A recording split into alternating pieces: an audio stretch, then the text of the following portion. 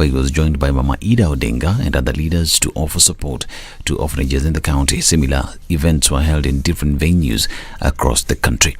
ODM chairperson in the county, Seth Kanga, accompanied by Kisumu Senator Elisha Oraro, criticized President William Ruto for the continued attacks on the judiciary. Sasa uhuru yenye tumebaki naye ni uhuru wa judiciary na uhuru wa Raila Amolo Odinga. Tunataka tueleze Ruto namna hii ya kwamba asicheze na mahakama, kwa sababu wakati mahakama ilifanya maamuzi ya kwamba alishinda, Raila Odinga alisema ya kwamba he respect the decision of the judiciary. Wakati hiyo Ruto alikuwa anafurahi ya kwamba anasema anataka kuweka independence of the judiciary, mpaka akasema ya kwamba ata-establish judiciary fund. Saa hizi mbona judiciary ikifanya uamuzi anapinga?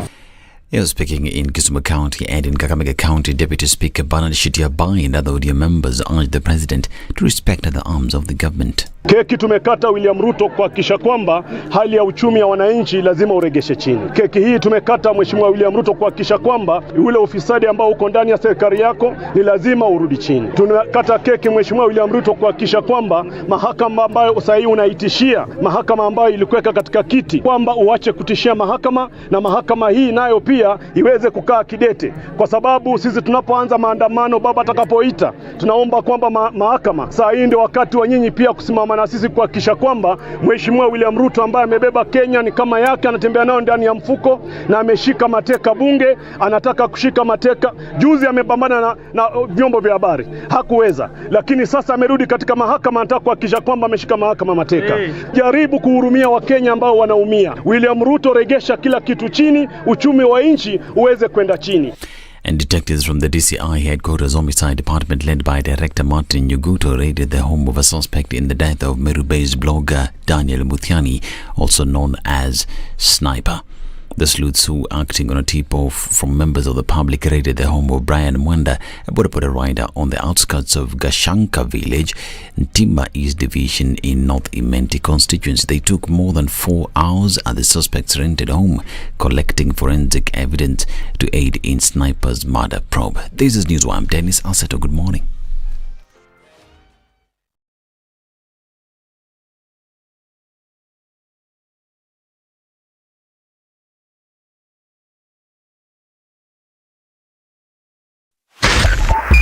.5 SpiceFM, Kisumu. The following takes place from 6 a.m. to 10 a.m. every weekday on SpiceFM. It's critical that people pay taxes, but then taxation has to have a limit. When you start overtaxing people beyond certain limit, then this is now we call robbery with violence. We are all struggling, but we don't show. If you're not doing well, shame on you. But you have to say, I'm broke and I'm struggling. We are not okay until everybody is okay. We are pretending to have political parties. Why don't we just be honest? And we say, these are the Luyas, these are the Kambas, these are the Kikuyus, and we find ourselves in Kenya. You know, with politics and leadership, no matter what you do, there will always be a complaint.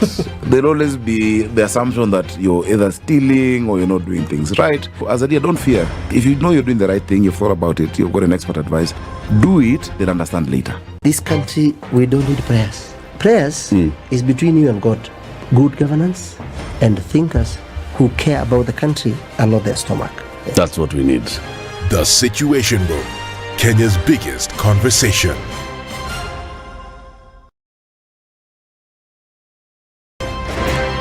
Thank you very much, Eric, and it's good to be at the Situation Room.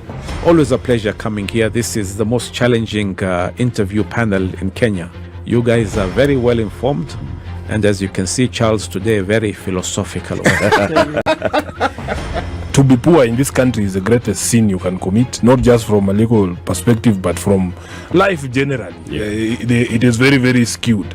We've just heard on the floor of Parliament, just most recently, a leader within the ODM saying that Sisi ni ng'ombe is a baba. Yeah. Which means that you are willing to be milked dry. Hapo. You cannot force me to believe. I'll give way. If it's land that I'm told to return to you, I will. Okay? Because the court has said so. But I'll continue saying, hawa watu wamenirusha. That's all that I'm doing. The Situation Room, Kenya's biggest On this Monday conversation. morning, on the 8th of January, what are we looking at? Traffic in Nairobi. A little bit of it coming off of Landis already, and it's busy on Haile Selassie. In and outbound traffic is already starting to do the thing. What's coming off of Thika Superhighway? Not much, not at this point. And we'll take a look at what's coming off of the Northern Bypass, heading out then towards Muthaiga and then in from Kiambu Road. All right. As you're coming off Mombasa Road, you're doing all right. And you're coming in on Gong Road, no traffic whatsoever as you're getting into the city. On Uhuru Highway, however, it's starting to build up. It'll get busy at your junctions as you head out into the CBD. And if you're coming off of Jogo Road, for now, okay, as you're coming in through the City Stadium roundabout. Okay, an eye on things is what we're going to do this morning. Let's take a look in a few minutes and see what it looks like. But we're starting off Monday morning just right. We'll keep it just so, keep things moving this morning. Talk to us on SpiceFM, KE on X.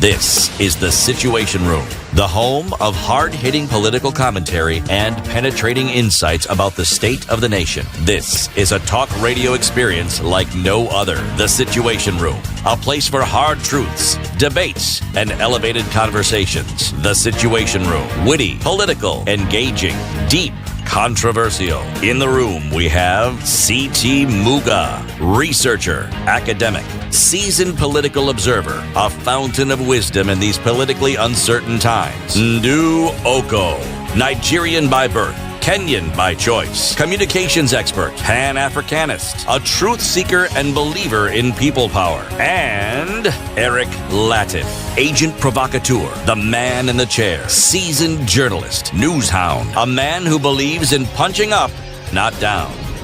This is The Situation Room, the only way to start your day. Oh, yes. Oh, yes.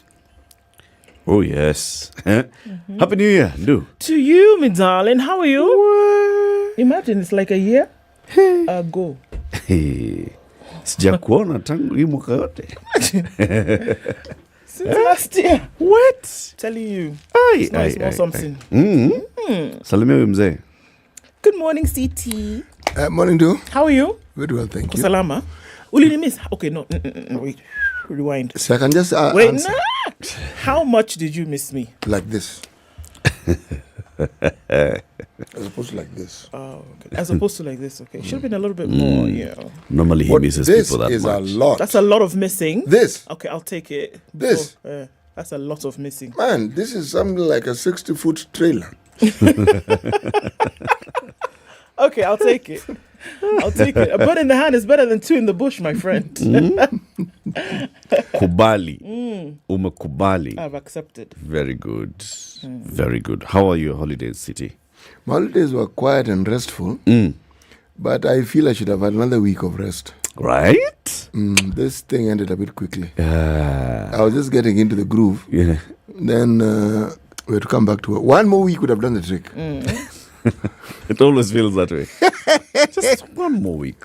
Why not Monday? Why not? Why not another Monday? Yeah, I mean, surely. What's the hurry? We have a whole year ahead of us. Tell her it's don't use all of them now. 12 months, bwana. Aye, surely. Anyway, na wewe uko salama? Mimi niko sawa. Niko poa. Nashukuru Mungu. Mevuka mwaka kwa in one piece. Very good. Yep. How was yours? Not bad. Yeah. Did you go to Nigeria? I wish I had. No, but I didn't. Yeah. I was here chilling under the radar. Yeah. Okoh was just chini ya maji. Exactly. Chini ya maji. I think the maji is still there. But, you know. Amulikuwa ndani ya maji. Everybody, Happy New Year. Welcome to this first show of 2024. We are glad that we are back, and we're glad that you crossed the year with us. Of course, we acknowledge that there's some people who would have wished to cross the year. They haven't. And may they rest in peace. Karibuni sana. Let me tell you, on this first day of the year, we are going to have a conversation with Okiya Omtata at 8 a.m. He will come here and we'll talk about the Constitution in one way or the other. Chapter 7 and Chapter 12 of the Constitution, what are they all about? We will talk about them. What kind of electoral system do we want to have in the country? You know, Okoh has been talking about several things, including in response to President William Ruto's mjadala. He says, lazima tuwe na mjadala, the president. And Okoh said, mjadala, tujadiliane basi. Basi tujadiliane, and he's been having the mjadala. So he'll be joining us at 8 a.m. for a conversation. And then at 9, we'll have a conversation with Advocate Fanyamambo Kenodia. That is nickname. I have many questions. Fanyamambo. He'll come in and he'll tell us how he got that name. I'm sure guys just started calling him Fanyamambo. Because and maybe, stuck. Yeah, maybe that's what his clarion call would be. Fanyamambo. Sasa si Fanyamambo. And he would. Fanyamambo. And he'd do things. So, why are petitioners taking the president's government to court? Why is the government being taken to court left, right, and center? Petition seeking to put a cap on taxes, as in Paka Ruto is like, surely. Small. Niki breathe, kotini. Nisipo breathe, kotini. Nini mnataka? But we'll start the conversation at 7 with Simon Geshoke. He is a Group CEO on Records and Information Management East Africa, Digitization and e-government. Simon joins us at 7. Sawa. Sawa. Mambo iko like that. Everybody who's online, we know we can see the people who are online on our YouTube because the live stream is up on YouTube. We're also live streaming on Facebook. If you're online, let us know where you're tuned in from. Say Happy New Year to everybody. Ednah is also here. So say hello to Ednah. Say hello to CT, to Ndu, to Eric. And also you can extend some greetings to our guys in the Vibes Radio, including Bwana Yego. Say hello to Yego as well. Are you online? Do like that. It is 6:15. Let's hear the weather forecast. So this El Nino was like going, and then it said, hi. It decided on Saturday. Going where? What? I never. What day was it? Was it Saturday or Friday? It was Friday. It was Friday? Yeah.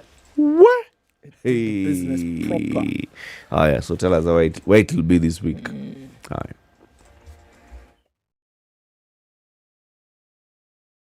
This is the Situation Room, the only way to start your day. Mostly clear conditions in Nairobi, 16 degrees. We'll see highs of 24 and lows of 15. It's cloudy at 16 in Nakuru with highs of 25 and lows of 15. And Nyeri is cloudy at 16, going to highs of 24 and lows of 15. Out into a mostly clear Eldoret, 14 degrees, highs of 24 and lows of 13. We're looking into a partly cloudy Mombasa, 26 with highs of 32. And Malindi is clear at 27, going to highs of 32 and lows of 27 through Monday. Kisumu is cloudy at 20 with highs of 29 and lows of 20, while Kakamega is cloudy at 20, warming up for the rain with highs of 29 and lows of 17. Looking out into a mostly cloudy Kampala at 17, highs of 29, while Dar es Salaam is partly cloudy at 27, we'll go to highs of 31 and lows of 26. We're looking at already partly sunny conditions at 24 in Mogadishu with highs of 32, while Addis is clear at 8. It'll go to highs of 22. Johannesburg is cloudy at 16. We'll see highs of 27 and lows of 16, while Lagos is clear at 26. It'll go to highs of 33. We'll see highs of 31 in a mostly cloudy Kinshasa, currently at 24. It's -3 and sunny out in Beijing. Monday afternoon, we'll see highs of 0 and lows of -5. Paris is cloudy at -2, going to highs of 0, while at 3 degrees, London is cloudy with a chance of a snow and ice storm with highs of 4. It's mostly clear Sunday night in New York at 2 degrees, coming into Monday, highs of 4 and lows of 1.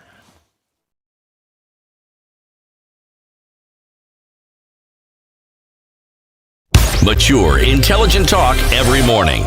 Spice up yourself.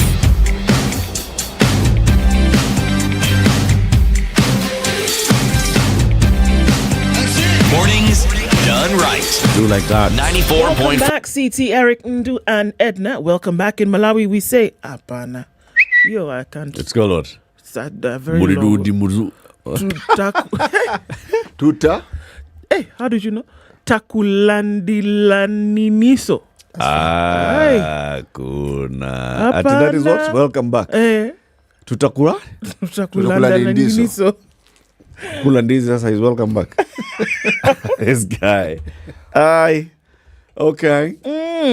So he says, Kenneth Bushnell says, Happy New Year, Wadao. Happy New Year. We missed you. We missed you too. Happy New Year, Situation Room. Good people. And may this year bring you God's favor and blessings for you and your families. Amina. Teresia Madeka. Good morning, Justice. Happy New Year, CT Indu and Eric. Heri na fanaka ya za mwaka mpya. Nimewakosa kweli. Good morning, Judge. Happy New Year. Cyprian Kamboni says, good morning. Tuned in from Minneapolis in Minnesota. Toti Bishop says, welcome back to the reality team situation and Happy New Year. While you were away, Zakayo has doubled down on his antics. Kill. Happy New Year to you all. I'm really excited to have you guys back. The last 2 weeks have been quite long. JB Mutua, we see you. Zeke says, we missed you big time. H. Mwangi says, Happy New Year. Greetings from down under. Let prosperity of thought reign in 2024, indeed. Happy New Year, Situation Room, says Willis. Ambuto Kamla says, good morning. I missed you so much. Mornings haven't been the same without you. You guys. Nobody can walk away from here feeling nice. Karibuni sana mabingwa. What's that? Champions. Okay. Happy New Year, my best trio. We missed you. I'm glad you guys are back listening from Portland in Oregon. Sir George Gashoiri says, good morning, Ndu CT Eric. Chris Amoy says, welcome back, guys. Mashari Anjeru says, I missed you guys. And he's also tuned in from Portland. King Dave says, welcome back. May the new year 2024 expand the goodness and mercy of God. Mwenda Paul says, Happy New Year to all. I missed you guys. Welcome back, says Matthew Kyoko. Karibuni tena hu mwaka. CT Eric and Ndu, happy to see you again. Ednah, good morning. Utapewa hug. CT. Afro-Jamaican says, Happy New Year. CT, there's a Jamaican proverb says, the higher the monkey climb, the more him behind expose. Okay. Absolutely true. Sindio? Because all monkeys do have a behind. And they're bound to climb higher. Yes. At some point. Chris Moura says, good morning. Happy New Year. Evans Ntabo says, Happy New Year. Missed you guys. Excited to be back, says Dismiss Omboya. Looking forward to an informative and entertaining year. Lord Soy says, Happy New Year, Spice Team. Welcome back. Akili Akiki says, Happy New Year. I'm so happy you guys are back. James Nganga says, we missed you guys. Lazarus and Joroge says, Happy New Year, friends. We see you, Kurgat. Is asking, did you see the Nairobi floods? Yes. Quite something coming in from Friday. And looks like we'll see that rain all the way through to the end of the next week, from all indications. El Nino had talked to us last year about, and rather, the Met had talked to us about El Nino being, hey, God. Thank you so much. Thank you, that man. Me, I got you. No, just continue. It is good. Media talked to us last year and told us that it will the be Met here. Department will be here till April, no matter what. Brian Ocheno says good morning. Bristol Nagila says he's tuned in this morning. Jim Muel says Happy New Year, Situation Room. Abdikadir is tuning from Garissa. Happy New Year, peeps. You all sound like a Bedford that has been switched on in the morning and hasn't warmed up. Bedford is an ancient car, so it means we're rattling. Good Lord. Okay, give people a minute, bwana. Aya basi. Ni sawa tu. Oil haijapanda juu. Ni sawa tu. Kutoka kwa sample. Bado. Wate ngurume. Wacha ngali ngulume. Sindio. Jaka where Jennifer Tenyi Andretta Kukongoza Allen says, good morning from New Orleans. And Espila Jackie says, Happy New Year to you and welcome back, everybody. Thank you so much for joining us this morning. Karibuni sana. Oh, special greetings from the future governor of Nyamira County, Kaiser Obed. Oh, really? Yes. Okay. He says, good morning to you. To me sana. Morning, Kaiser. Always good to have you. Everybody, welcome. City, now that we have visa-free entry into this country, which African proverb will you be giving us? Define free. Okay, sorry. Well, you have begun well. Your preamble is appropriate. Since Kenya has declared that all Africans can just come into the country of Kenya as they see fit, I also, in tandem with the Kenyan government, saw it fit that our proverbs for this week should be from Kenya. Oh, is it? All right. To welcome them home. To welcome them home. Very good. So our proverbs for this week will be in Kiswahili. Okay. They will be the English translation nonetheless, so that people can understand what it is that we are about. Yeah. Okay? Right. si lazima kuzima taa ya mwenzako ili yako ionekane. Si lazima kuzima taa ya mwenzako ili yako ionekane. Translate, Ndu. You don't have to turn out your friend's lights in order for yours to shine. Koba hakaba. Voila. Hakaba. Okay. Oh, sorry. The last part was Hausa. Yeah. In Hausa, you say when you say Koba hakaba, you say Ba. No, you say. Is that not how it is? And not you respond? Hakane. Hakane. Yeah. There. Well, since we're speaking Nigerian, let me also speak Nigerian. There's no one. But the point, I got it right, no? Yes, you did. Okay. You did. That's why Eric here was going wala wakaba on the matter. Kaba. Kaba. Hey. Sawa, that's a good one, City. We'll hear what the guests interpret it as. The headlines. The headlines. So today is that day. Well, today, tomorrow, schools are opening, and the Standard tells us that there's trouble in education. Schools reopen today while facing numerous difficulties, mainly inadequate funding, crowding, insufficient number of teachers, and weary staff, mulling a strike over a litany of grievances. Will the Ministry of Education step up to the challenge? C'est la question. Another headline on the Standard: NHIF scandal report, a ruse to kill the insurer, says stakeholders. It's a lie. It's not true. There's no scandal. That's what they're saying. There's a reason for optimism in the tourism sector. That's on the business pages. And so we know that the African Nations Cup starts this, and looking at stars to watch. It's going to be something, I guess, to take people's minds off things. But it's one of the greatest sporting events. It's the AFCON. It's AFCON. It's happening. Okay. Inside Ruto's visa-free travel plan changes. To be or not to be free is the question. Yeah. $30, $0, no visa, blah, blah. Demolitions. Ruto's walk in Uhuru's footsteps. In 2022, he had said, "We will not allow such demolitions, including those that do not follow due process. We shall provide enough notice and provide compensation when necessary." That's interesting, because that quote is standing side by side with a bulldozer that's ramming into a house in Sambweni village in Moe, Taveta County, yesterday. So, that's interesting. On the front page of The Nation today, cash crunch as schools reopen. We saw that some money was released or said to be released last week. Yeah. For term 1 education.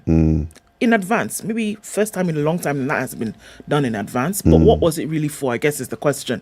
Because head teachers of public institutions are a worried lot today as learning resumes after a 2-month break, because the money that was disbursed by the government last week is yet to hit their accounts.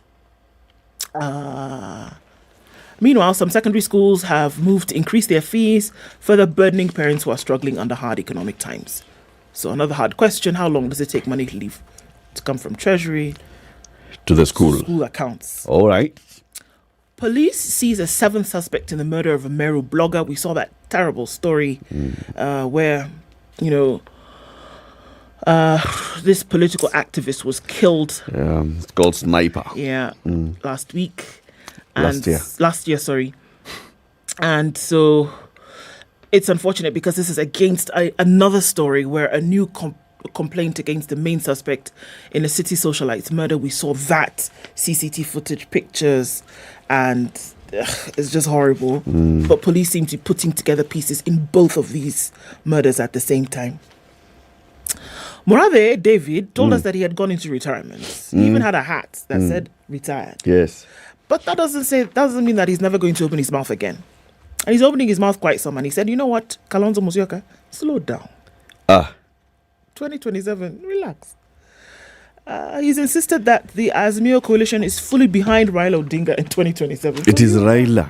No, you wait. Just jumping around. Relax. It was Raila Odinga's birthday, and he's eating cake.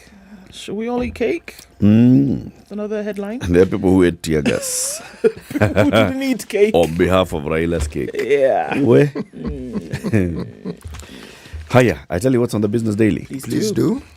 Kenya is doing very, very well. Very, very well, okay? Economically.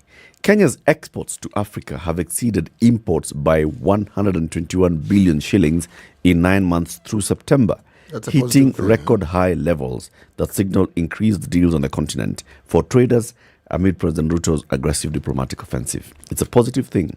It's a 20.86% growth in export earnings under that period in review. We are exporting more and more to Africa than we are importing from Africa. Official data shows that traders sold goods worth 324.79 billion shillings to African countries in that period, which is a jump from 268.73 billion in a similar period. Big one. Now, it's also a big thing. As all those things are happening, our shilling is also taking a dip. Dipper. A very big one.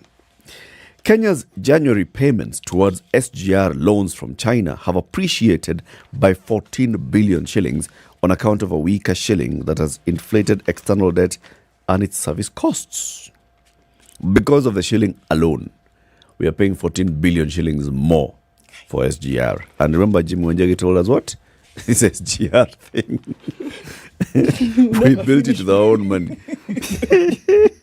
World Bank data on Kenya's external debt payments shows that the country will spend 84 billion shillings to service the loans, which are paid on semi-annual basis in January and in July.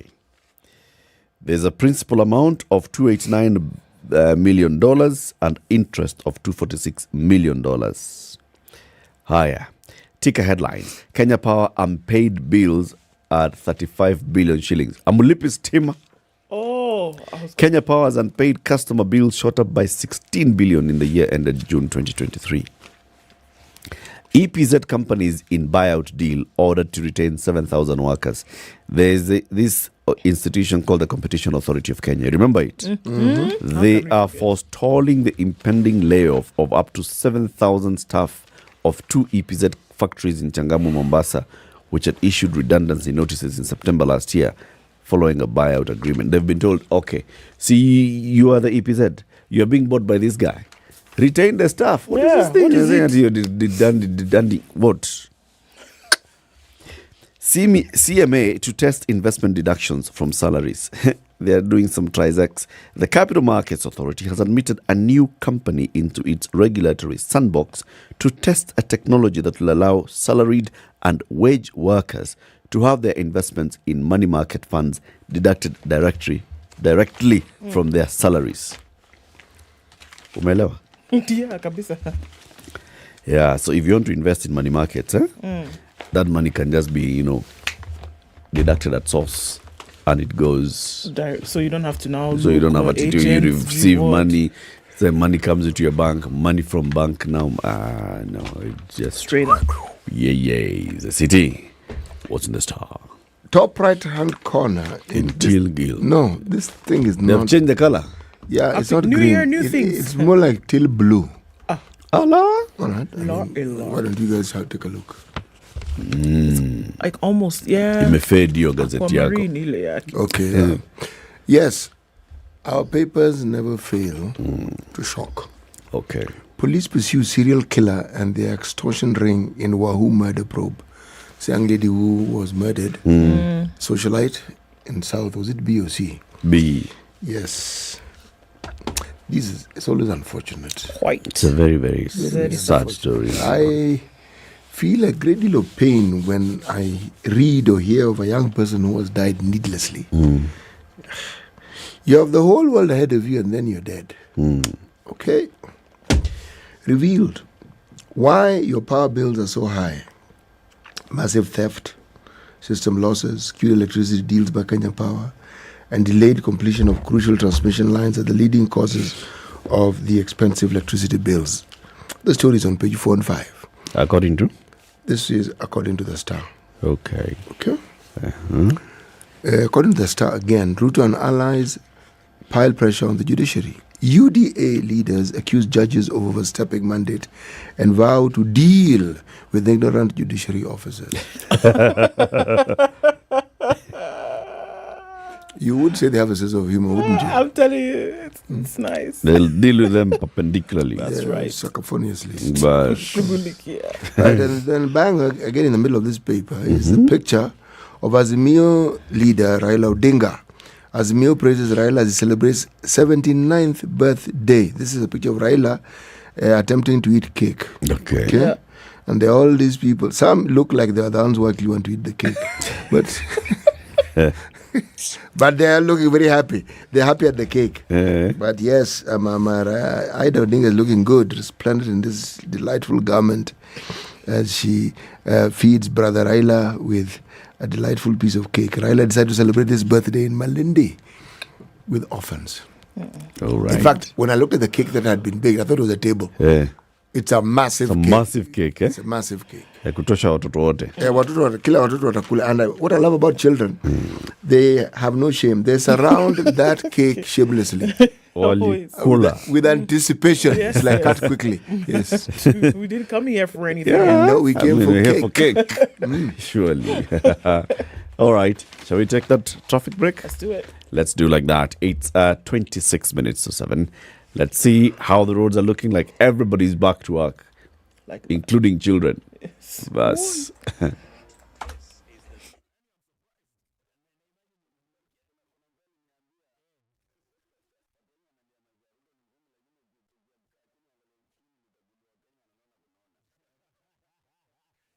Haile Selassie took it when it was coming in towards traveling for the Christmas holidays. And now what we see is everybody's going back to school. Around the country, a buzz of activity. So Landis is busy, chock-a-blocked all the way through to the Kamkunji roundabout. And then it's heavy on Haile Selassie in and outbound traffic. Folks are looking for vehicles moving this morning coming out of Nairobi. It's busy on Jogoo Road, right around the Makadara train station. It'll take you out to the city. Well, okay, movement is going to slow down as you get towards the junction. All right, coming off of Thika Superhighway, we're doing all right.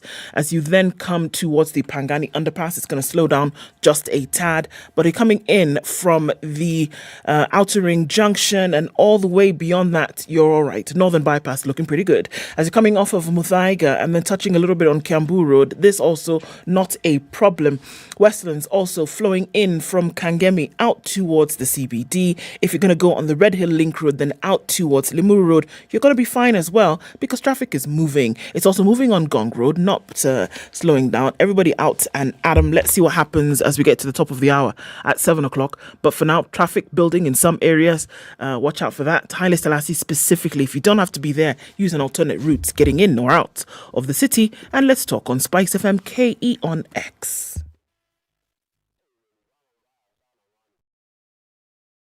Mature, intelligent talk every morning.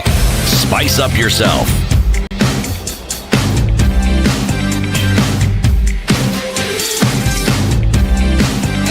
Mornings done right. 94.4 Spice FM. The political analyst, he says good morning. Thank you, Peter. Good morning, Peter.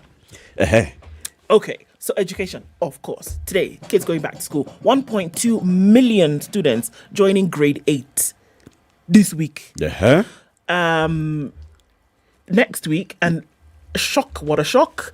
The ministry announced that secondary schools, which would normally go to school end of January, first week of February, that's Form 1s, I've now been told they will go to school on the 15th of January. Next week. Yes. Right. Okay, so many things happening at the same time. While that is happening, KPSEA results and KCSE results are yet to be released. So the question is, what exactly is going on? Opio Wandai had a few words to say about that, and he's saying, come on, guys. KPSEA was sat at the same time as KCPE. Why do we not have those results out? Yet we rushed to release the KCPE results. Why do we need KPSEA results? Grade 6s want to know. So now remember that grade 6 marked the end of primary school. They're going into Grade junior 2s, secondary. They're going to junior And secondary. there's an automatic transition. Yeah, so you still want to know how your child did assessment-wise. Why do a national exam of this nature? Then you don't release the results. You just want them to be somewhere under the table. So why do it? So in what form are those results? Who knows?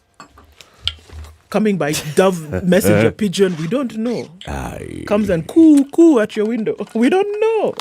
Okay. So, we don't know. But See, the children are automatically going to so it's like they did the exam the same for school. nursery. It's just like going to the next class. Yes. So you have many questions to ask, don't you? No, I don't. You're just saying, what's the big deal? Why are you waiting for the results? Yeah. No, you did exam, you studied, you read, you They'll sweated, get the midnight oil results. was burnt. No, you want to know. We're done away with exams. Yeah, KPSEA is like just an assessment. Yes. So now, KPSEA is one of the marked assessments in CBC now, right? So you will have your usual continuous assessments through the year. Yeah. But then you'll have grade 6, you have grade 9, and then you do the final one at the end of so we have year, exams. year 12. All right? So it is just, they want to say it's a marker to test and see It where shows you have how you're doing. your progress generally. Yeah. So this 6, there's one at year 4, and then 6, 9, and 12. So, it's taking a minute. So maybe they're trying to figure that out actually, how the results are going to come out. Approaching, meeting, exceeding, things like that. Who knows? We'll wait and what? We'll wait and see. But the problem that we're looking at right now is all these balls up in the air and school starts today, tomorrow, that there's not enough money in the coffers to be able to deliver this term of education. Now, money was sent last week. Okay, something. But it's yet to reach the schools, and schools open today, tomorrow. I was actually quite impressed when I saw that. That money was being sent. Before school starts. There was a it statement fantastic. that said that money is was being going sent. to be sent. And this statement was by who?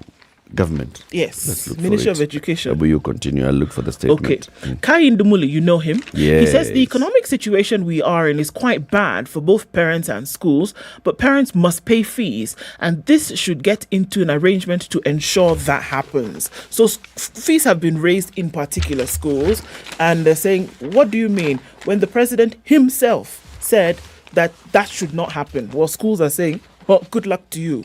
But we've not received money from Who did the president Treasury. tell? Who did he tell? I think there's a book said, Shall We Tell the President?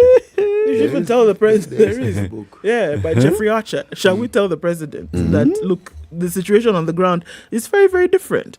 Now, all of that happening, there's a spanner. We want to throw it into the works. This spanner is called looming teachers strike. Because they've said, you guys, you will not play with us like this. Hawana pesa. That's what they're saying. We don't have money to do this thing. Okay. Kai Ndumuli says, we have to charge school fees. Teachers are saying, you guys are treating us like, vermin. All of our dues, whatever, not being paid as we should. Contracts not being done needs to happen. 1.2 million going into grade 8 today. There's no space. There's inadequacy in terms of teachers. There is inadequacy in terms of quality of infrastructure or even existence of the necessary infrastructure to deliver this education at this level. Right. And so they're saying, you know what? It's a mess. And we're not going to do it. We will not have one teacher teaching 5 subjects for a stream of I don't know how many. We're not going to do it anymore. Now, I found the statement. Yes. This statement was on the 3rd of January. Yes, please. Last week, Wednesday. Yes. Right? From Hussein Mohammed, the State House spokesperson. Yeah. In preparation for school opening next week, the National Treasury has today, that is on the 3rd of January, released 31.34 billion shillings as follows. Basic education got 4.74 billion shillings for free primary education term 1. Term 1 starts today. So primary schools, 4 billion shillings released. Basic education, 7.6 billion shillings capitation for JSS term 1. Okay? Term 1. Again, basic education, 2.8 billion shillings exam and invigilation fees. Again, basic education, 16 billion shillings for free day secondary education. Can I ask a question? Ask. What does released mean? Released should mean the National Treasury has released. The money has left the National Treasury. Okay, so it's... I want to be sure. Where to?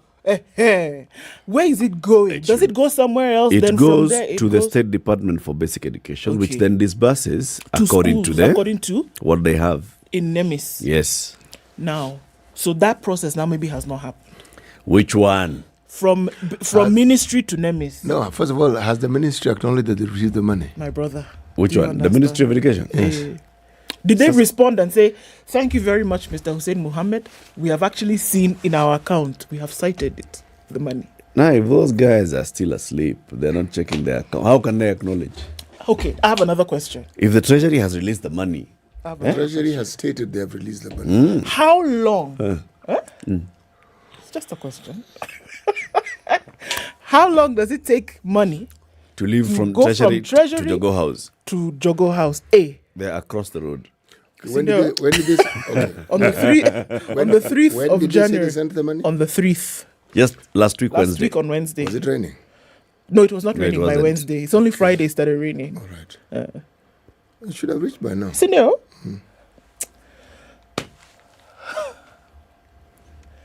Saying and doing are two totally We different often things. understand that the money has reached its destination when school heads report and tell us they have received the money. Yeah. Thank you very much. Here, though, is the issue. I have mentioned basic education, free primary. I've mentioned basic education, JSS. You've also mentioned I've invigilators mentioned and exam invigilation and exams. I've also mentioned basic education. What? Free day secondary. Yes. Secondary, We have not talked about we it. have not talked about. Nope. Kahindi Muli represents the secondary. Yeah. Sawa. So many of the issues that you'll hear about school fees is not in primary level. It's not. It's in secondary level. Yes. Now, do secondary schools receive money from the national government, from the State Department for Basic Education? They do. So the issue is, so capitation, yeah, secondary, is boarding secondary schools. Now, J, what's the plan? Hey. Because that's where the issues are. Because you see, boarding has all these costs. Yes, it does. Yeah. Accommodation, food, Yes. etc., and another one. It has not even been mentioned. Yep. There's the hope that these guys will not remember that they need some money to be able to operate in term one. And by the time, they wake up and start asking, we would have sorted it out. But are we in the same place where we were last year? I Where were offer we to exactly? say that we are in a worse position now. And that's the truth.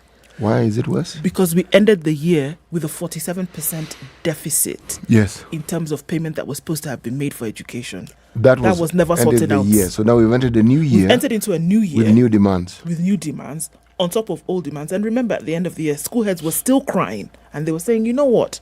We're still in arrears. We're still in debt. Because we still had to cover. And that's why they came and said, January, we have no choice but to raise fees, number one. Number two, to demand, as they're doing now, that as you're coming to school with your child, as your child is getting on the bus and arriving at the gates of school, just let them have full school fees.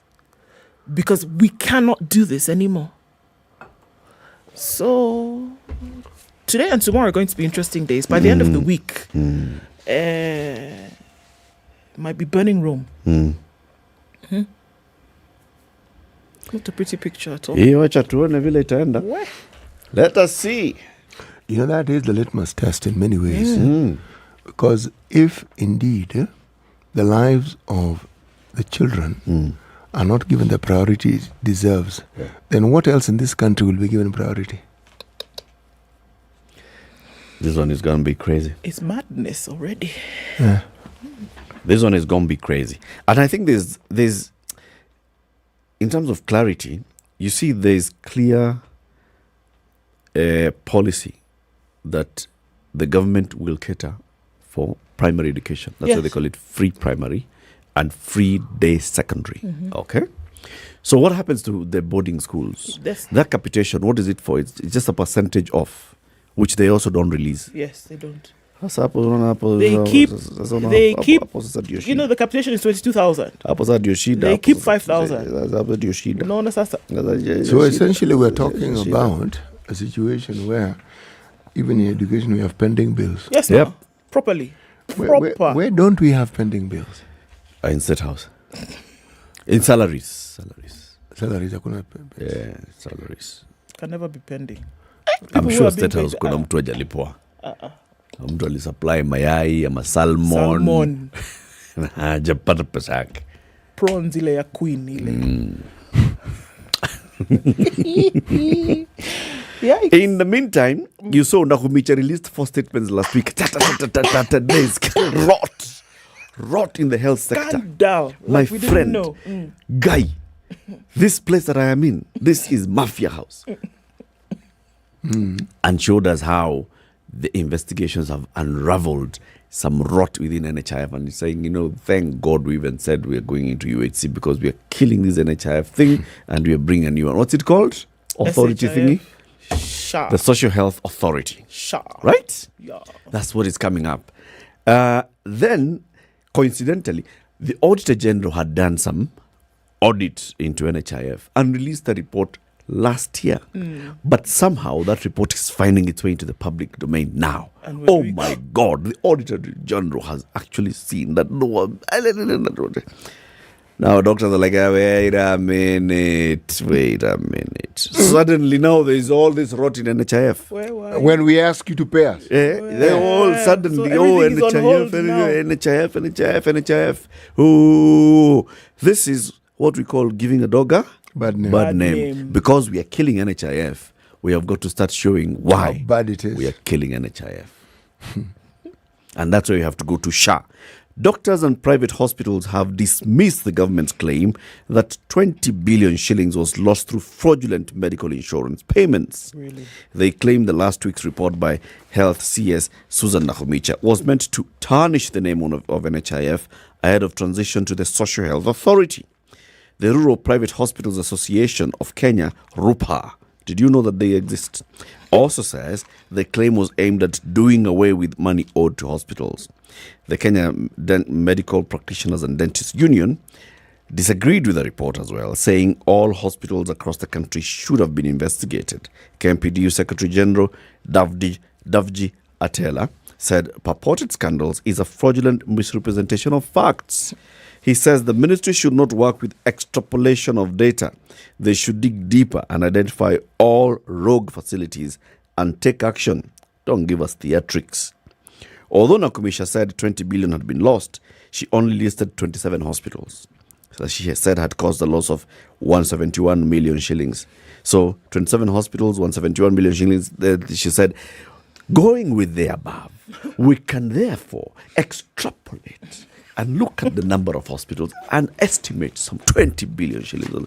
Dr. Atela is like, so you investigate all the hospitals. Una extrapolate? But then when you make a statement, it's a problem. And yes, and you've mentioned 27 hospitals, well, we'd like to hear from the hospitals, don't we? Yes, because, if that is the path that we're taking, and I'm not saying it's a bad path, I'm just saying it's a path we've taken, then perhaps these hospitals that have been named should also be given an opportunity to have their say and tell us, anyway, we have been told. The accusation here was that here, for example, in some cases you could see, the allegation was that using the EduAfia program. The EduAfia is where children in particularly secondary school are covered 100% by NHIF, right? Yeah. Through NHIF. So a hospital, like a private hospital, brings in students, entices them with sweets, glucose, come in here. Oh, you see you're sick, you're feeling unwell. Yeah, stomach, go and do the lab test there, kidogo. We check H. pylori. We say you have H. pylori. We give you medicine. We also check if you have amoeba. Yeah, and amoeba. Those two things. That child is fine. Nothing wrong. Yes, but because they've come in, and they have the card. Then they have the card, money comes in. Eric, if that is the case, then whenever you go for a checkup, woe betide you if you actually have a medical card. Suddenly, you must stay overnight for observation. Oh, yes. I'm done walked in here. You're observing whether you can walk back. You can't leave. I am the one who told you what I need checked. What are you observing? Why can't I come back tomorrow? Yeah. You see, there is something that has been happening in our hospitals for the longest time. Yeah. And it's a discussion that has not been had. Now, if what the CS is saying is supposed to open up this discussion so that we can find where the rot is, are we starting from the point of view that all private hospitals are rotten? Or are we saying there are then select ones which are more rotten than others? Or are we saying most of these hospitals are okay, but there are a few? Now, whatever it is we're saying, can we then have the evidence that supports the accusations? And can you take, because you need to have that evidence, because this is really gross. It is. right? It is. Have proper It is. evidence so It you can is. take appropriate action. Yes, you can. Those that just need administrative sanctions, get that. Those that need to be shut down completely, Shut down. shut them down. Those who need to repay money which they took. repay. And if they have owners and directors, those who should be culpable, that they should be paid. Yep. Let it be a well-rounded 360 approach to this thing so that when we're through, we know exactly that the ministry actually set out to sort this thing out. Yeah. And we know. Right now, it's all talk. I agree with Dr. Davji Teller of KMC. It's too much. 27 hospitals. Moving. Nothing. No action is being taken. Right? It's just talk. Even the president says, hospitali, NHIF. So we kill NHIF and we bring in this new thing. We have new NHIF, new thing with its structures. So there'll be a company that does checks all the claims. There'll be another company that pays the claims. There'll be another company that receives the claims. There'll be another company that... My friend, the moment there are so many details, we have a problem. There's an issue. This thing should be simpler than this. Because with all these new this and these newfangled ideas, things are just going to get lost in there. To where no, it's supposed to be here. No, it's supposed to be here. It's like this story you hear of IFMIS. You get the impression that IFMIS wakes up and goes to sleep when it likes. Yes. Okay? IFMIS has failed. That system has never failed. Not really. But it is the story.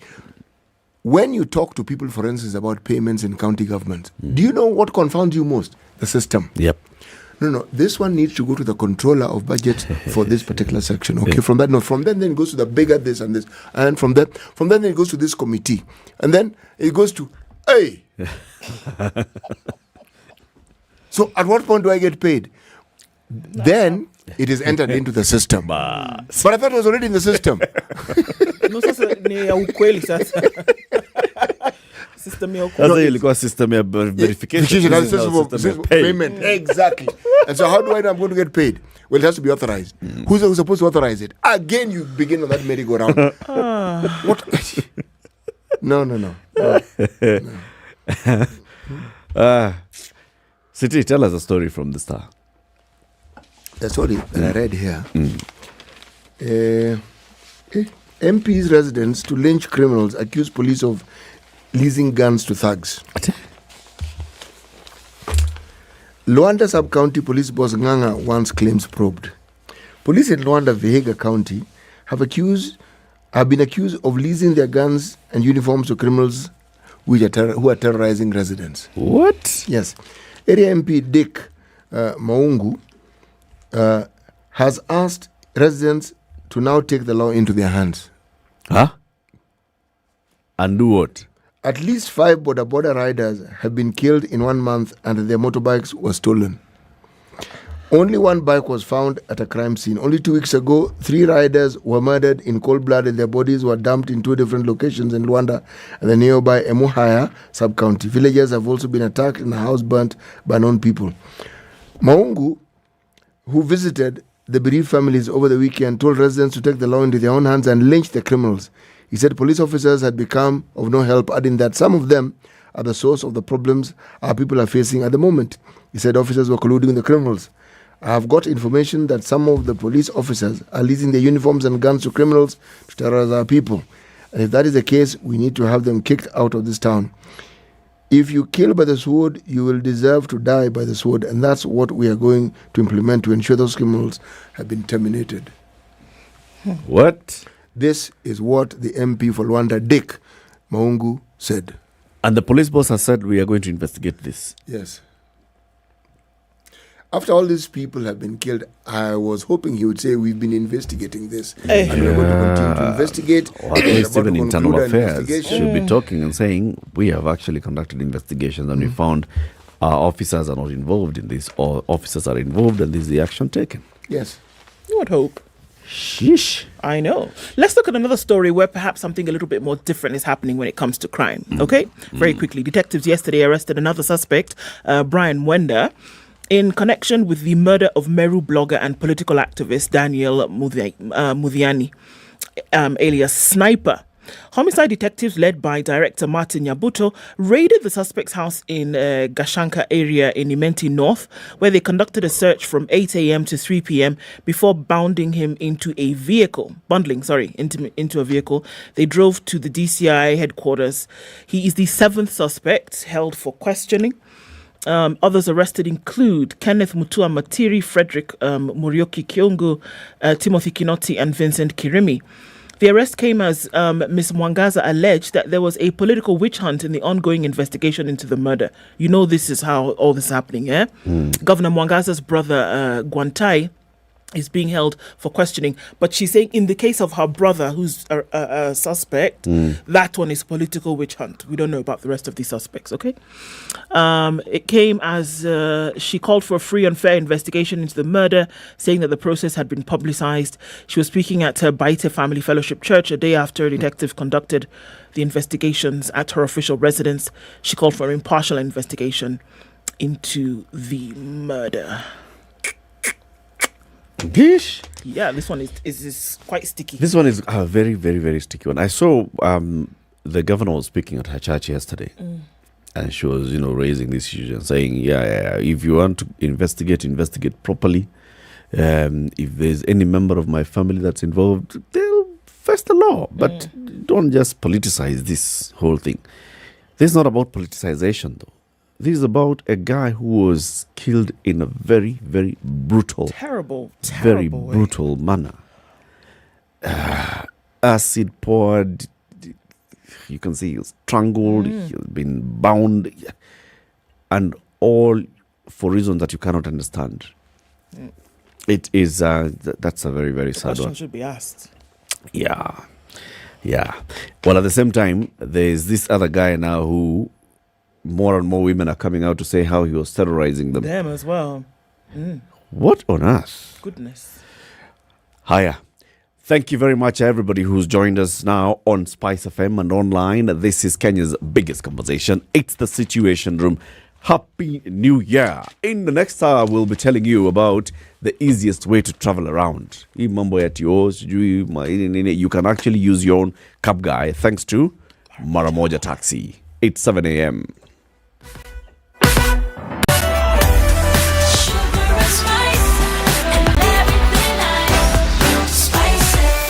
Spice up your life.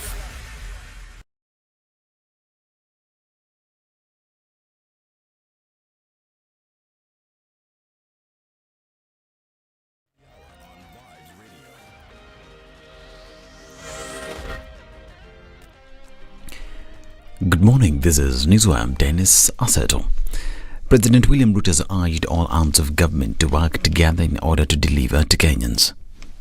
Let us avoid unnecessary negative competition. There should be no competition between the executive, the judiciary, or the legislature. We must work together for the benefit of millions of Kenyans who pay taxes, people who look after us. We must expand opportunity for them so that they have jobs in all the programs we are doing. We must support farming so that we can have enough food and ensure that no Kenyan sleeps hungry. And we should work together to make sure that every Kenyan have access to medical care.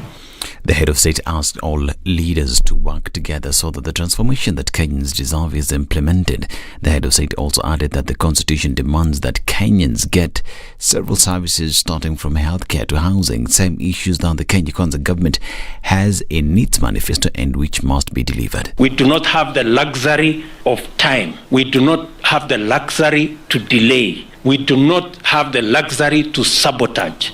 Good people, we must stand together, all leaders, those in the judiciary, those in the executive, those in the legislature, those in independent institutions. We must rally together so that the delayed transformation of Kenya, we can all fast track it. Katiba ya Kenya inaongea mambo ya housing, inaongea mambo ya health, inaongea mambo ya kupanga ajira. Manifesto ile niliuza kwa hawa wananchi wakapiga kura 7.2 iko na mambo ya housing, iko na mambo ya ajira, iko na mambo ya chakula, iko na mambo ya afya na mambo mengine. Jubilee Deputy Chairperson David Murathe has now suggested Azimio leader Raila Odinga contest again in the 2027 elections.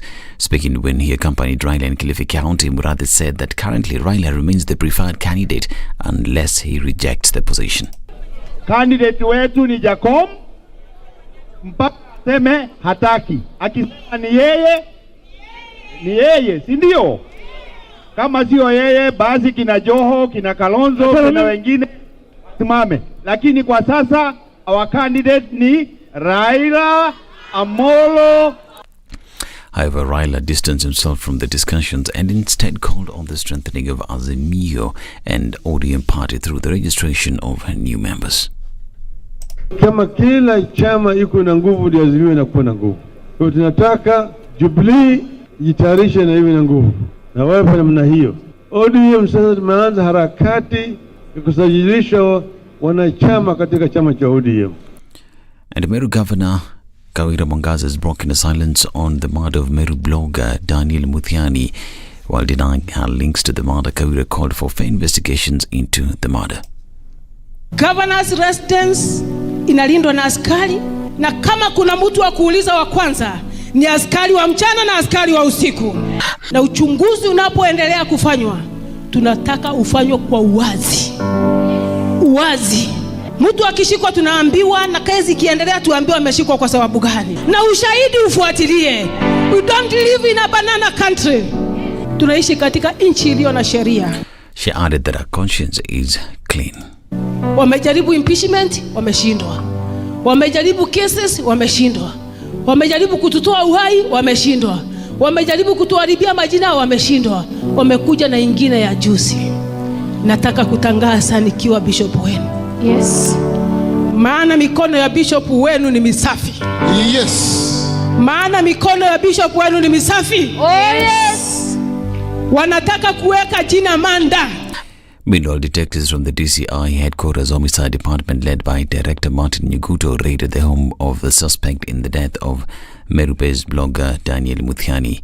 The sleuths, who acting on a tip from members of the public, raided the home of Brian Mwenda, a boda rider on the outskirts of Gashanka village in Tima East Division in North Imenti constituency. They took more than 4 hours at the suspect's rented home, collecting forensic evidence to aid in sniper's murder probe. According to the detectives, Mwenda, among other suspects, is already in custody and will be arraigned at the Kiambu Law Courts today. This is News. I'm Dennis Asedo. Good morning.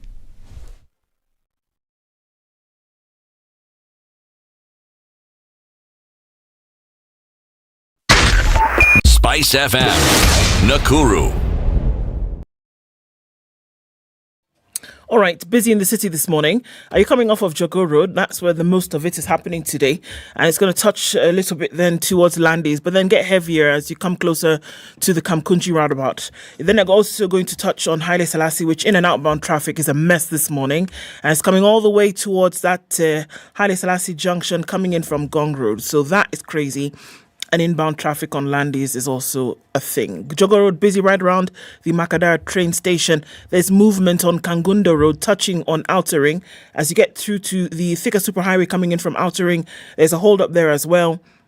The service lanes are not doing too badly, but then it's heavy as you get towards the Pangani underpass, and it has started to build on Kiambu Road as well. It's busy on Limuru Road. As you're coming out of Westlands also, we're seeing some movement here and there, and so we'll take a look at what's happening on James Gishoro in a while. But for now, it looks like you can get through without too much of an issue. Red Hill Link Road looks pretty good. As you're coming off of Limuru Road as well, in the other direction, you're fine. Let's talk on Spice FM KE on X. We're trying to keep things moving this Monday. Talk to us, and let's see how we can do just that.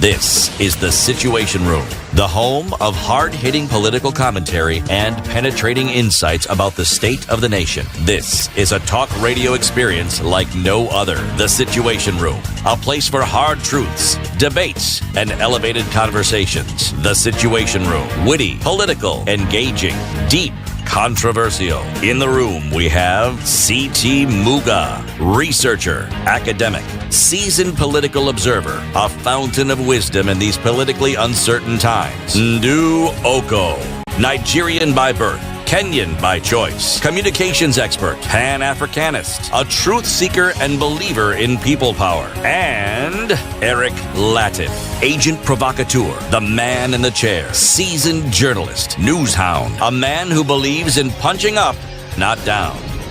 This is the Situation Room. The only way to start your Happy day. New Year. 7 minutes after 7 on this 8th day of January 2024. Welcome to Kenya's biggest conversation. This is a Situation Room. We're back on air, live. Yes, over those 2 weeks, we were just repeating what we had done last year. It was a listener's choice. Yes. Now, here we are. Asante sana for everybody who's tuned in, and thank you very much to everybody who's wishing us a happy new year. We wish everybody a happy and prosperous and healthy 2024. We're all back. City, Ndu, Eric, Ednah, sisi yote tuko hapa na tunashukuru Mwenyezi Mungu. Headlines in the papers today are also saying we are back. Look at that one. Read that. Cash cruncher, schools reopen. We are back. Bas. Look at this other one. Read. Trouble in education. We are back. Bas. Like we never left. Like we never left. Mm-hmm. We are back. Schools are reopening. Walete watoto shule na ukuja na pesa. Ama urudi. Ama mukae nyumbani. Yeah. Mambo ni mbili, si tatu. Mbili. Kuja na pesa ama kaa nyumbani. Yote, si nusu. Lete pesa or stay at home. So do you have school fees issues and you're thinking of dealing with them? We are back with the same story. Kiwi. Doing it for you. Like we never left. Because Shika. Kiwi understands this problem like you wouldn't understand. So, Kiwi's been there with you from day one, isn't it? Getting ready, all buffed up for school, step up and shine, that kind of thing. And we know that it's already looking difficult this January, whereby they say school fees, all of it has to be paid or don't even think about coming. That's what they're saying. So Kiwi says, let's see how I can prepare you in advance. You can still go to any of your favorite supermarkets, whether it's your Duka, your shop, whatever it is, pick up a tin of Kiwi. Look for the Starburst. There's a code. It's *459*5#. You're going to dial that number. When you pop the lid, there's yet another code under the lid. You're going to input that and you're going to instantly get airtime or data. All right? That's out of the way. Then you will get into a draw. 4 people every week are winning 35,000 shillings. You can get 35,000 shillings towards school fees. So you'll be one of those who step up to school and they'd say, have you? Yes. And you're shining and you'll be fine. Because the money goes right to school. Pick up a tin of Kiwi, dial the code, get airtime or data, get into the draw, win 35,000 shillings. We do like that. We go to school. We're good. Like that. Yeah. Mambo ni straight up like that. Also, let's remind you about travel. So this new year, you want to start looking at how you can manage your costs. Kama unatumia taxi, use the most affordable, most reliable taxi. And there's one called what city? Maramoja Taxi. This is an app. You just go to your app store, wherever, with Google Play Store, App Store, or any other app store. Just go and look for the Maramoja app. You used it. Yes, I have. You have been using it. Yes. So it's which one? The blue one, the green one? Blue. Oh, it's a blue one. Blue. Download the blue one. And then you register. You put in your details. Just the basic details. Straightforward, right? And then? And then, first of all, you will likely get, when you're going to hail a taxi, you will likely get a choice. It's a picture, full-size picture, the individual, vehicle number, how far away they are, plus a cost. Wait, it gives you have choices. The driver and the vehicle. The driver, vehicle, details, picture, and you're given choices. So you can flip through and you decide, this guy is far enough, I've got something I need to do, so let me take this guy who's 10 minutes away, 5 minutes away, talk. Then that guy calls you back immediately and also sends you a message. Okay? Says, I am informed you're here. Can I come immediately? Yes. You're having a conversation and say, come immediately. And say, I will be there in X number of minutes. And when they get there, forget calling you. They also send you a message telling you, I am here. All right. Now, one of the things I did was I asked, so when you have to wait, do you charge me? He says, no. Once you told me to come, I will come and I will wait. If 5 minutes have lapsed, I will message you again and say, should I continue waiting? He said, I'll keep communicating with you. So you don't just leave, no.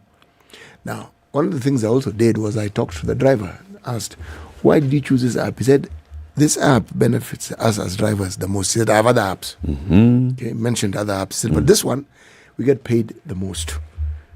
They earn the most. We earn the most from this one compared to the others. Right. Yes. Now, what I didn't ask was which others, but he said according to the others. Yes. Now, let me tell you, before you begin the journey, there's a code that you receive on your phone. You have to key in that code. Then the journey begins. Now, of interest, when you get to your destination, the individual cannot be paid because a new code will also now come to your phone. You have to key in this new code. Then he gets paid. So the driver can't just start a journey. No, he just can't start a journey. Very good. Very good. Please download this app. And because you're listening to us, you get a 30% discount on your next ride. If you download the app and then you use the code SPICE30, you'll get a 30% discount. Sawa, on your next ride. So try it out and let's hear from you. This is the Maramoja taxi app. Go to your app store. You'll find Maramoja Transport. And it's a blue one, City. Blue. That blue one. Download that one. Get riding. It's easy. It's Kenyan. Our next conversation, now that we've started a digital conversation, is also going to be a digital conversation. Digitization in government. Visa-free, ETA, UOT, digitization, NEMIS, digital. Land, digital, right? One standard number, 2222222, e-citizen, digital. What does all this mean? A guy who is our next guest is Simon Gishoke. He is the Group CEO of Records and Information Management East Africa. We've hosted him here before, that time wearing the cap of, what's it called? Association of Public Sector General Suppliers. Simon, Happy New Year. Happy New Year. Good to see you here. Good to see you too. Naona umevuka sawa. Ilibidi. In one piece. Yes. Karibu sana. Asante. City has the day's proverb. And this week's proverbs will be from the Republic of Kenya. Okay. This wonderful country. You know, that association should be prefaced. Instead of saying suppliers, they should begin with suffering suppliers. Anyway, so 22. Association of Suffering Public Sector Suppliers. Yes, that one. Then you capture it properly. Okay. This is the proverb of the day. Si lazima, but they all are proverbs for this week are in the language of Kiswahili. Okay. Translated into English. Now, we won't translate it. It's our guests who'll translate it. Okay. All right, or give us their translation. Si lazima kuzima taa ya mwenzako ili yako ionekane. Si lazima kuzima taa ya mwenzako ili yako ionekane. Simon, first translate that to English. Then give us your interpretation of it. Fantastic. There's actually a translation of that proverb in English and in French. And I think the English version is... Start the French one. I have to hear this French one. Yes, I'll start with the English one, then come to French. All right. So the English one is about there's space for everyone. So in anything you're doing, it doesn't mean that when you dim someone else's light, that your light won't do good. In French, oh, that French. So it basically means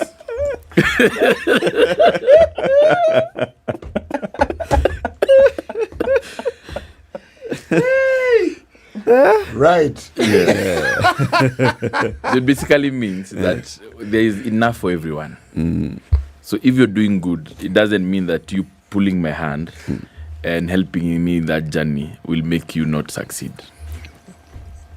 Basically, it's a proverb I think I've used personally in life. Everyone. There's something for everyone. Okay. Yes.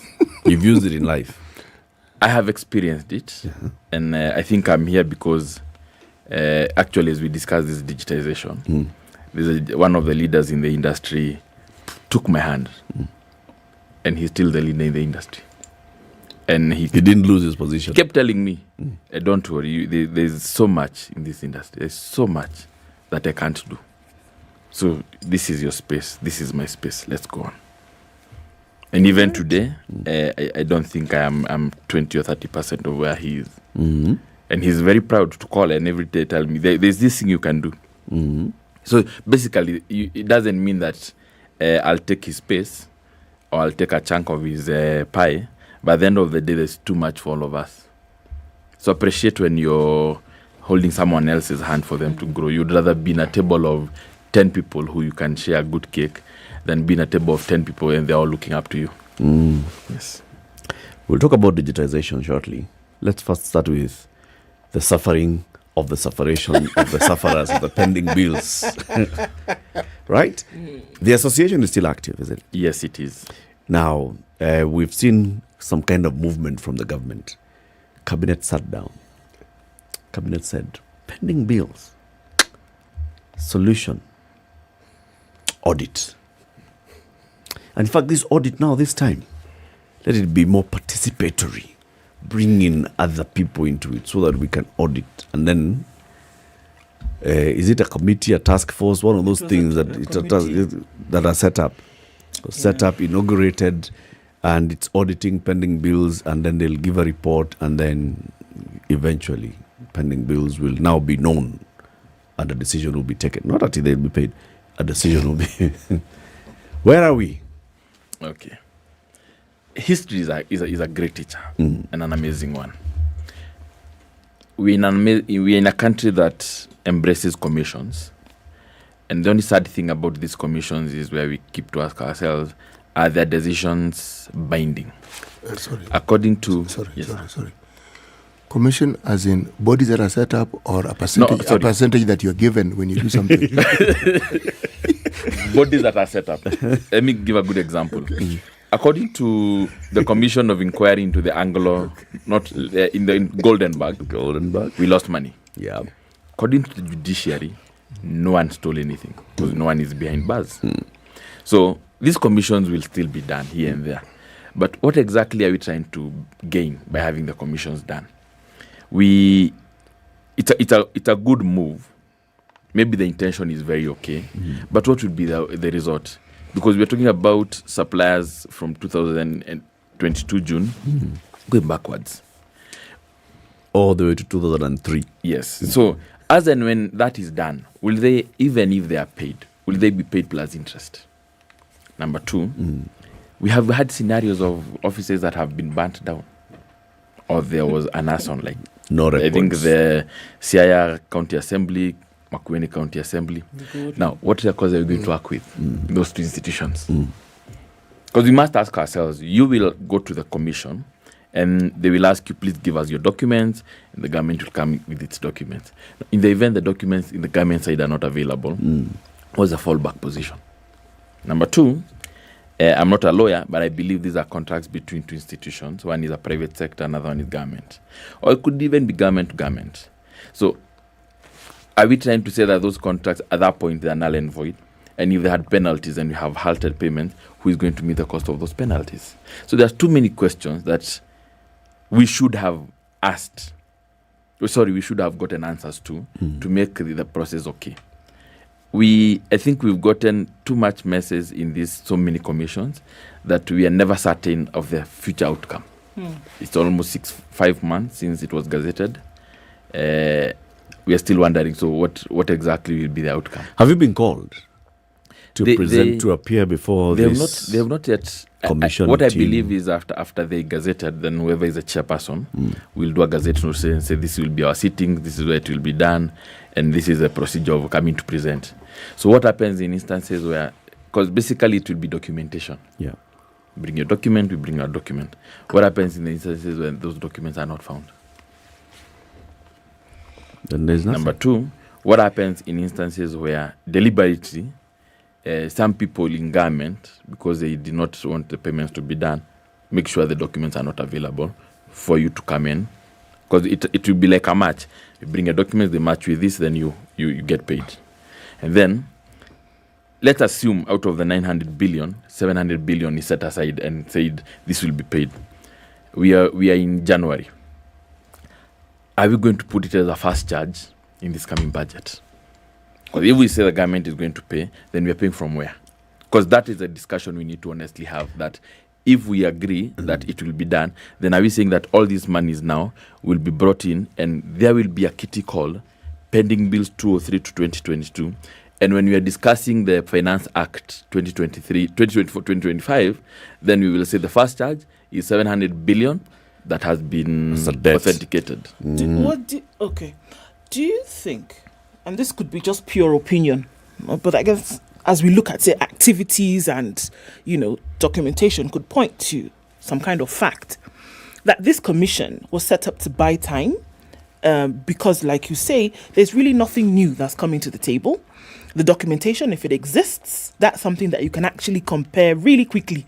I can walk into your office tomorrow and say, look, this is my bill. You owe me X amount of money. Then I can go in, you can go into your records and you say, actually, yes, we do. Because of 1, 2, 3, there's a match, we go. Or actually, no, all our records and they're intact. We do not say anything like that. In fact, it's less by this amount. For me, it doesn't need a commission to sit for a year, because that is the time that they were given. Yes. It doesn't need a commission to sit for a year to then confirm what already exists. Was there really integrity or authenticity in the setting up of this commission? Or is it just a buying time tactic? You see, my personal opinion. Yes, of course. My personal opinion is that we didn't need a commission. Purely we didn't need. We only needed the various departments to actually put it as a charge in the upcoming budget. Because what we lacked is a charge where the governor will say, I was left 5 billion pending bills, and before we allocate money for roads construction and everything else, then I've put aside 5 billion for these bills to be paid. That was not done. Even the ones who said they've cleared pending bills for the last financial year, because I think I saw it on the news, they cleared bills that were incurred when they were in office. Yes. Not bills before they got elected into office. So that commission, in my honest admission, it shouldn't be there in the first place. It is populist, that's the word. Yes. There are terms of reference to that commission task force committee. What is it exactly? They are to authenticate the debt, to confirm it actually exists. Okay. So the only question then I have is, who has come forward and said that my county is 70, they're saying the 10 billion and we don't have any debts. Yes. But they are only dealing with the national government debt. Yes. Not county debt. They're dealing with national government debt, but I had a discussion last week with one of the members of parliament, and to them they think even the counties are included. If the counties did not sign up to it, then they're not. So let's just say it's national government debt. So the national government is saying we are not sure who we owe, how much we owe, why we owe, how we owe. Bills are right? authentic. We are not sure. That's why we want to authenticate them. But then what timelines do they have? The first report should be out in June. Yes. It's been 5 months since the gazettement of this team. Have they started sitting and having conversations with suppliers? To the best of my knowledge, no. Okay. And I think it's also good that today you're discussing about digitization, because if we had the right documentation, we didn't need a commission. We only needed to pull the documents from a system and it needed to do work. The same way, if I want to confirm when City was born and I have no other document, all I need to get is one document that would link to his kin, then have too much information about him. That is what digitization does. So we will still continue having pending bills, because even the last financial year, I'm sure not all bills were paid. So we will still continue having those pending bills. Yeah. So what we need is a finality as to how we'll be dealing with suppliers, because suppliers are not faceless people. They are corporations, they are institutions that employ hundreds of thousands of Kenyans. So the more we delay with the money, we're affecting a huge chunk of people, because we either have to lay off people because the payments are not coming in. Let's say you finished doing a road in 2022 or 2022 May, certificate came out in September. Basically, that's a pending bill that you have to wait again, and those are billions of money. So out of the 900 billion, let's say that Mheshimiwa Murkomen was saying for the roads, much of it is 2022 going backwards. So you're trying to say that all those roads were not done. And now with the El Nino, some of those roads, so how we But we are a great country. We will overcome. Are we? Every time I go to government and supply, they are very, as I said last time, we have very many amazing people in government who really want it to work, who really will pay you without questions. But then there's that small percentage. Well, how come they have so much power and it's actually a very small percentage? And I agree with you. It is. If government was predominantly peopled by the ne'er-do-wells we keep speaking of, it would have collapsed a long time ago. It is where it is because there are people who genuinely do what they're supposed to do, and that's what they wake up to do every single day. There are offices you walk into and you don't need an appointment to see a PS. I have walked into offices without knowing anyone, and you meet. I was being told by my colleague last week. He was doing. There's a letter we needed to deliver to a parastato. When he was walking in, holding a letter, the CS was like, "This is to my office," and he opened it at the lift, looked at it, and said, "Dear, come next week Wednesday. You don't need to bring a letter." And I went, and we had a meeting. I don't know the CS personally, and then he said, "Ukitaka kuja next time unakuja tu hapo unaningoja." And I was thinking, okay, that's a new one. He even gave me a number and said, "This one you can call it for public anyway." Mm-hmm. So they are good people. So there are people who want things to work. There are people who really want Kenya to work. But then there's a few people who do not want things to work. Hence 900 billion shillings pending bills. And that is what makes us human. Because not all of us can be perfect. No, those are not fair. No. That is not what makes us human. What you've just, these are a spawn of the devil. How on earth can you talk about people whose very action guarantees that people lose livelihoods, people die, and worst of all, they don't seem to understand the spiraling effect of this. The very thing the government wants, something called taxes. The moment you shut down industries, people aren't working. You are killing the very, very goose that you're supposed to feed. How come they don't see this now? You tell me. Such a person cannot be human. That is inhuman. You see, my look at life is that the devil exists to make us work hard to go to heaven. So these bad people in government will still exist no matter what happens. You go to an institution, you deal with someone, they're so rude, and you're wondering, is this how it works? Then a colleague there calls you and tells you, "Kuja, chukua kiti hapa." What is the issue? And you start wondering, is this the same institution? So the two people must coexist for us to have this world. I'm curious if these people exist because we talk about systems, we talk about digitization, but it is individuals who are in the back end of these systems. Right? More or less. So is it possible to have this system in place without human interference that's going to bundle the thing up? And I'm going to take a few steps back because that's what we're talking about today, right? I'm going to take a few steps back and say, if you look at the assumption is, and I'm sure I'm right, that when you are budgeting for a project, it's budgeted on money that is either there or that is going to come in. No? Okay. So I float a tender. It's picked up and we give it to the best person to handle the job. You get into it, and as I understand with government, most times you as an individual will do the work and the government will pay you after the fact. You know, there's that time period. But remember that it has been budgeted for. Okay? So what happens between this process where it has been budgeted for down to the lines, because these are the same individuals we talk about, really good people in government who've done the due diligence down to the line, this is how much this thing is going to cost. What happens between where this budget has been done, where the project has been completed, and then where the money which had already been pre-programmed is then supposed to be paid? What happens?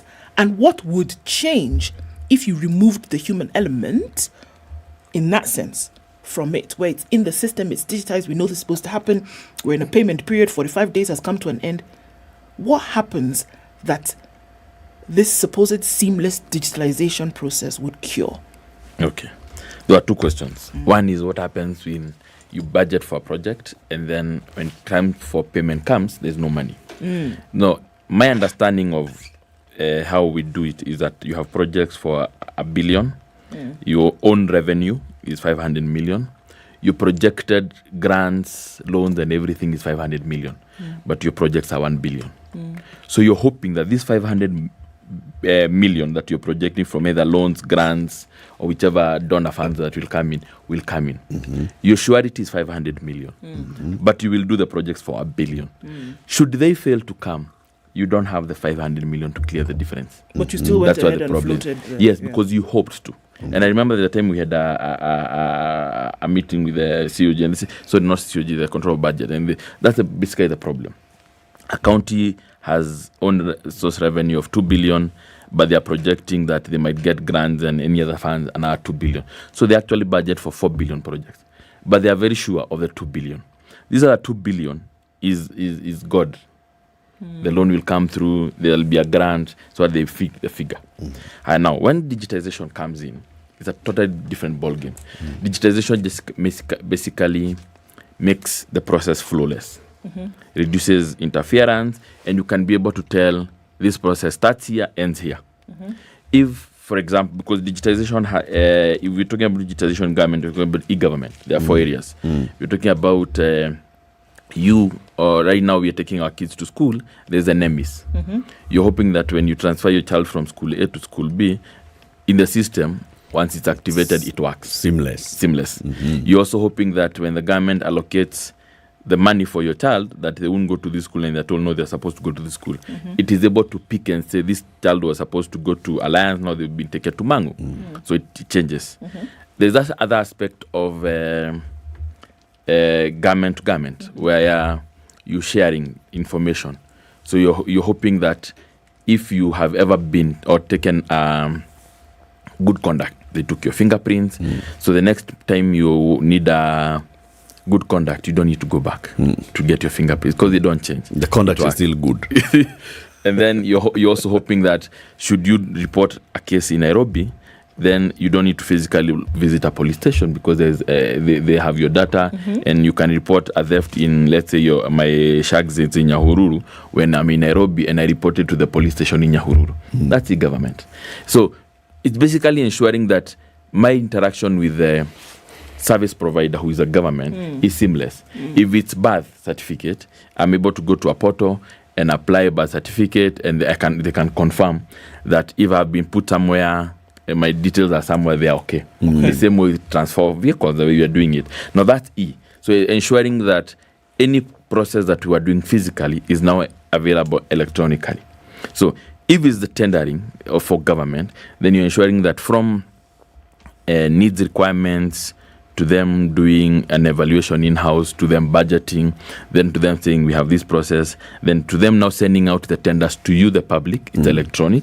The coming evaluation is electronic, award of letters is electronic. That's why we have e-procurement systems. They ensure that you digitize the whole procurement process, including award. So should years down the line you lose a document, you have a portal you can go to and refer to the same documents. Because again, we forget that there are calamities, natural and man-made. Your house could get burned down, your office could get burned down. So is it possible that or a similar set of burn your house down? Exactly. Yes. You have the similar set of documents available in the government because you dealt with them. If it's the same thing with payments, so you're hoping that when you deliver an invoice and a delivery, it's keyed into a system, and from your house you can actually be able to follow and see this process is at this point, is at this point. So theoretically, that is what's supposed to happen here. Practically, it's happening in other countries. It's not here. And not here because we have not defined the processes seamlessly. We will get into that. The why. Okay? Yes. And what we need to do. 25 minutes to 8. Simon Gishoke is our guest this morning. He is the CEO of a company called Records and Information Management East Africa. We're talking about digitization and e-government and what we need to do to see government services being seamlessly coordinated online and digitizing them. We'll be back shortly. Let's take this quick break. Happy New Year. This is the Situation Room, the only way to start your day.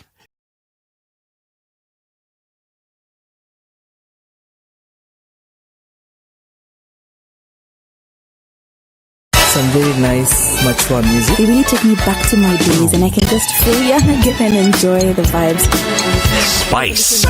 In Nairobi, highs of 24 and lows of 15, and we'll see lows of 18. I beg your pardon, lows of 15 in a mostly sunny Nakuru at 18, 16 and sunny in Nyeri, coming down to lows of 14, and we'll see lows of 14 as well in a sunny Eldoret, going to highs of 24. Mombasa this morning. Mostly sunny at 26 with highs of 32, while Malindi is sunny at 28 with highs of 32. Kisumu is 21 and partly sunny, highs of 29 and lows of 20, while Kakamega is sunny at 20. It'll go to highs of 29 and lows of 18. And into Kampala, partly sunny conditions at 18 with highs of 29, while at 26, it's partly sunny in Dar es Salaam, going to highs of 31. And into a mostly cloudy Johannesburg at 16, highs of 27 and lows of 16. Mogadishu is sunny at 23 with highs of 32, while Addis Ababa is sunny at 10 with highs of 22. Clear conditions at 26 in Lagos with highs of 33, while Kinshasa is cloudy at 24. We'll see highs of 31. Welcome to Spice FM, the best exclusive radio station bringing you the best mix of the best music ever.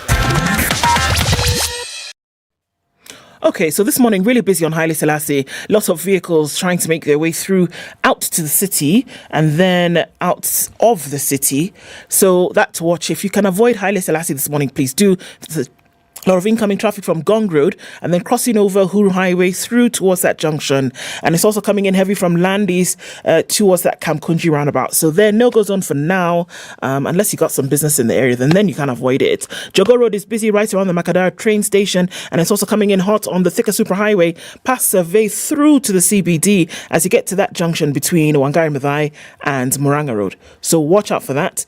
Kiambu Road, very, very many lanes. This is all incoming traffic. And now we're also looking at Westlands coming into the city as you touch on the roundabout, heading also towards the expressway entry there. So many things happening at the same time. It's going to need your wits about this morning to get through Monday morning traffic. So let's talk to us on SpiceFM KE on X, trying to keep things moving this Monday.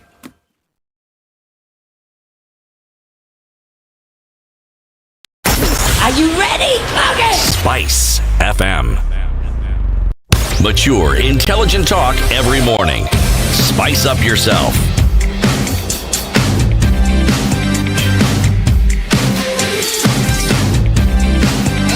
Mornings done right.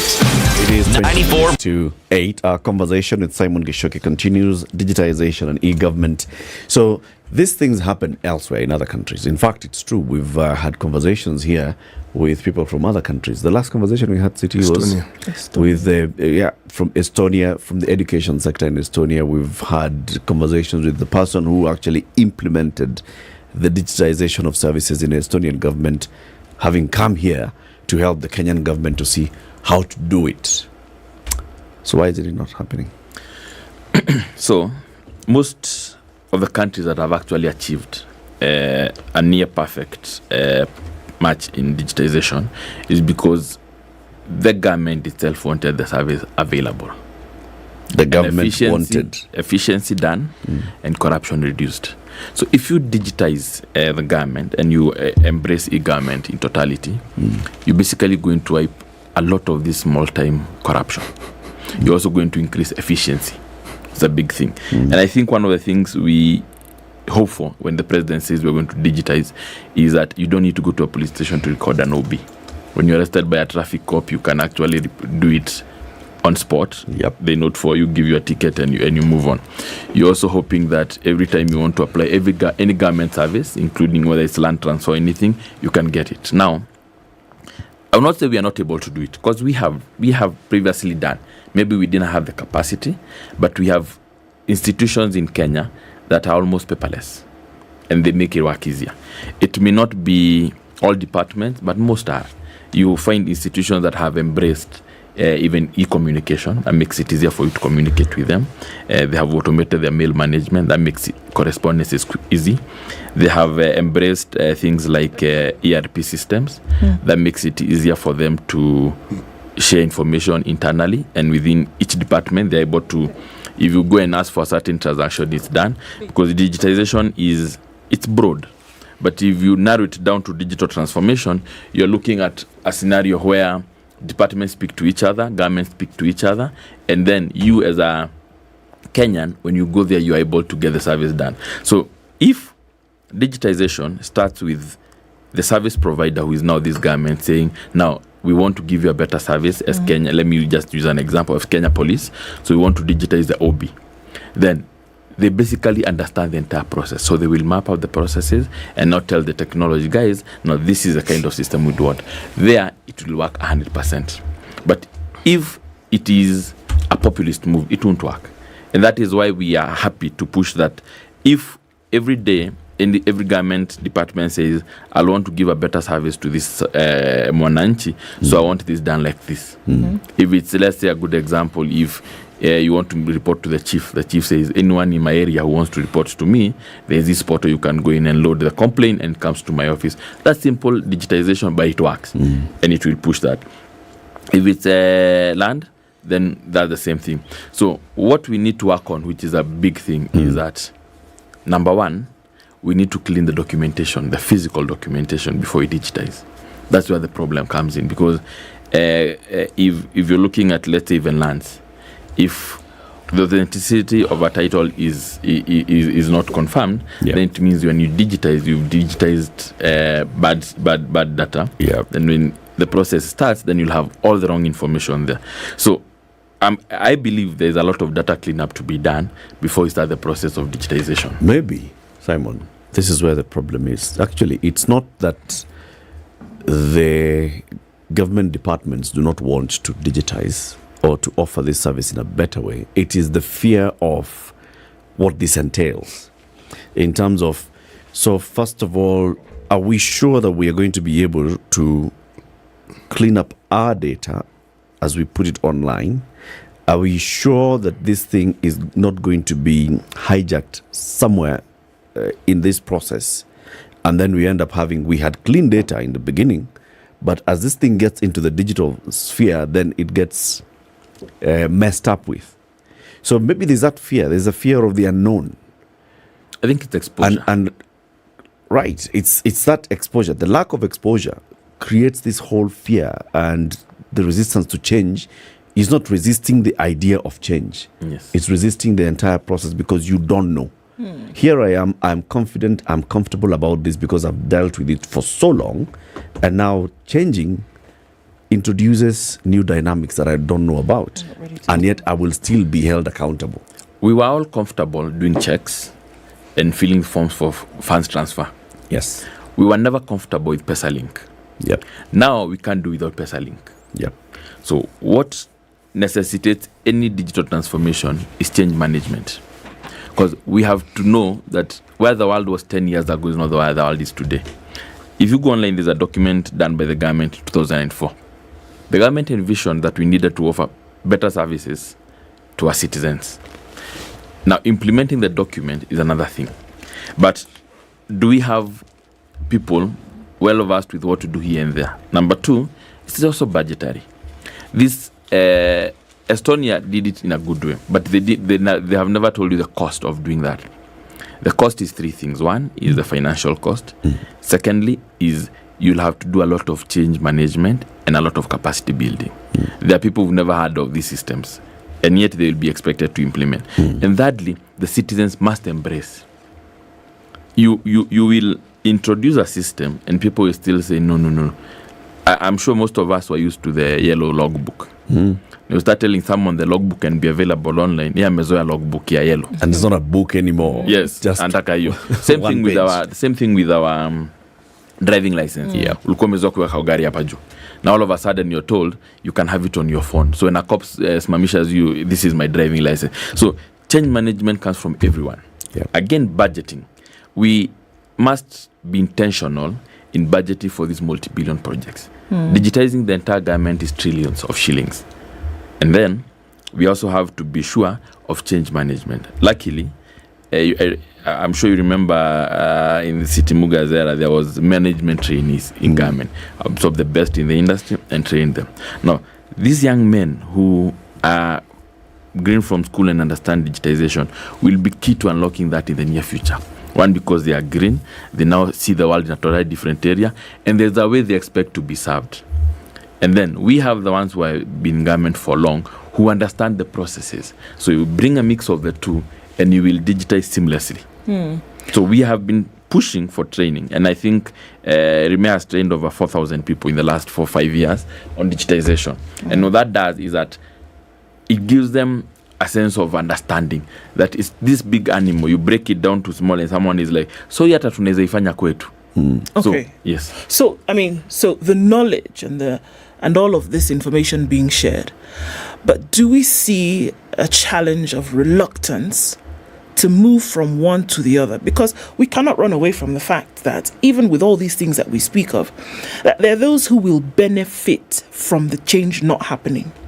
And that there are those who would want to make sure, right in the same systems that we speak about, want to make sure that the thing does not change, because then it cuts off flows to them.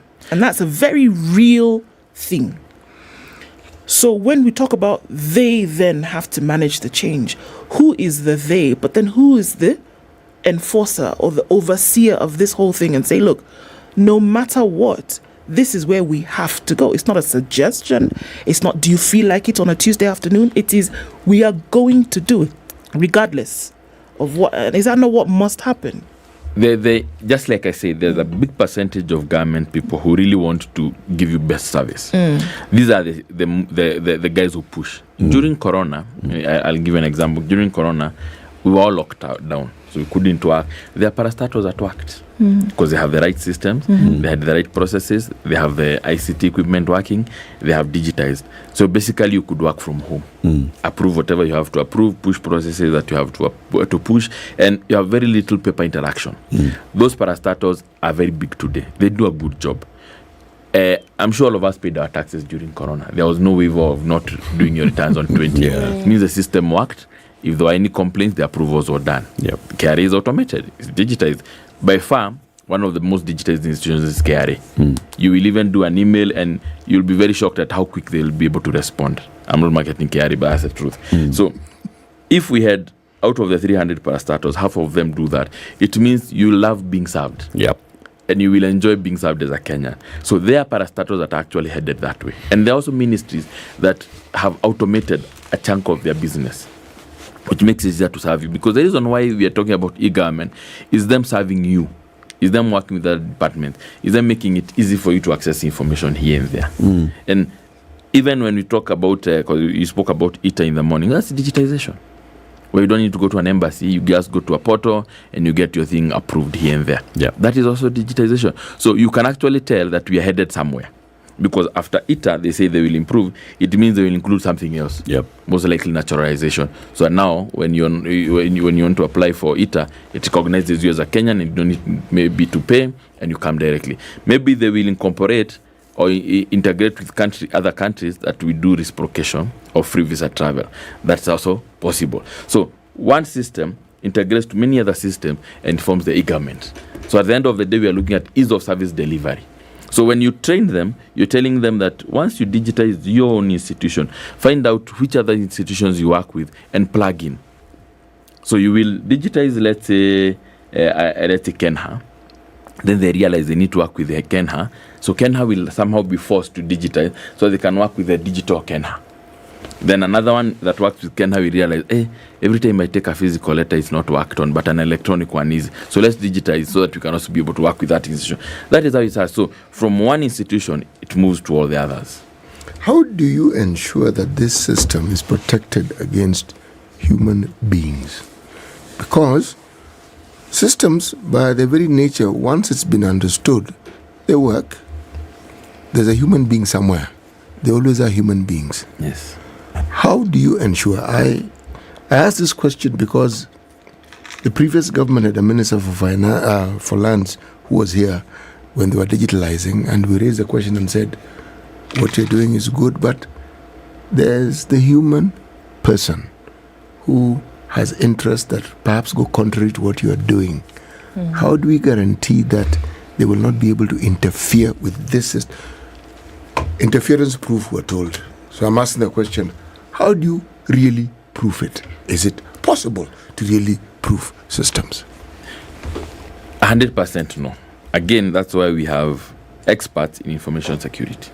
So their work is to work every day to come up with new things to deter you from attacking the system or coming up with things to attack this system. You will implement a system, and there will be two things. Either someone will key in the wrong data into that system, That is also humanly possible. Or someone will be looking at how they can actually hack into your system. Again, that's another human. So on the second one, that is where you come up with information security things here and there. Whether it's the technologies to deter that to happen.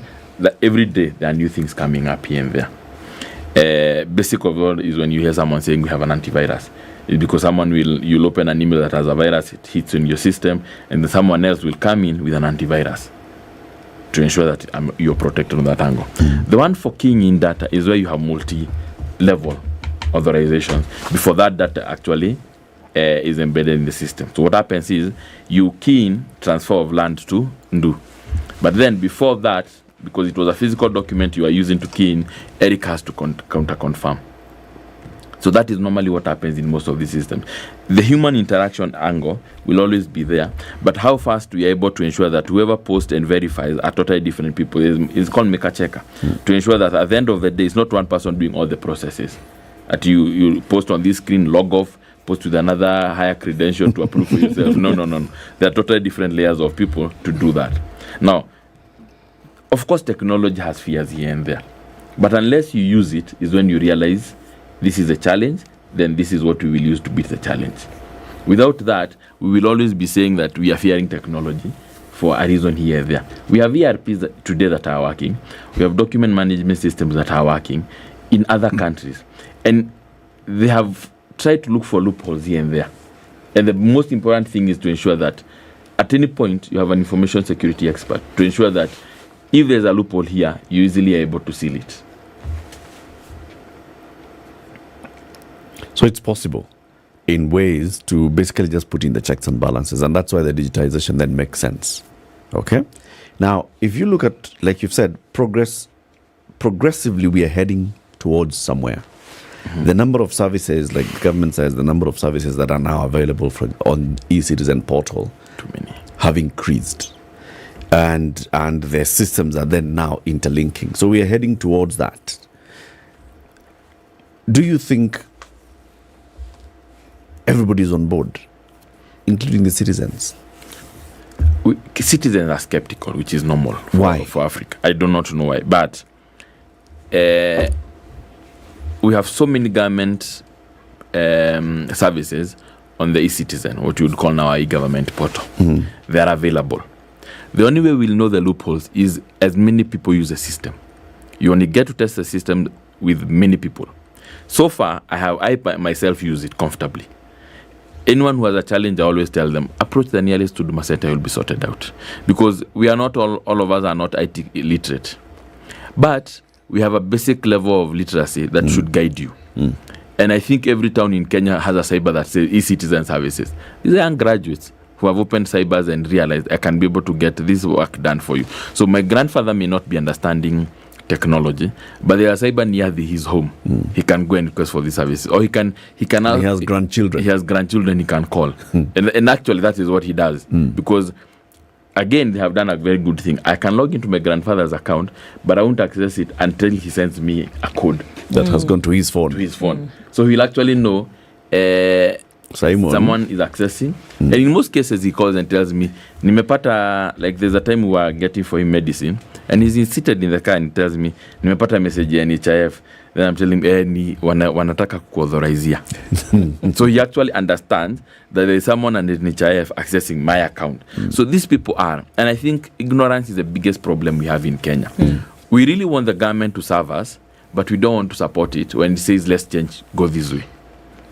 We really want the government to serve us, but when it says we can go electronic on this area, we're saying, who is benefiting?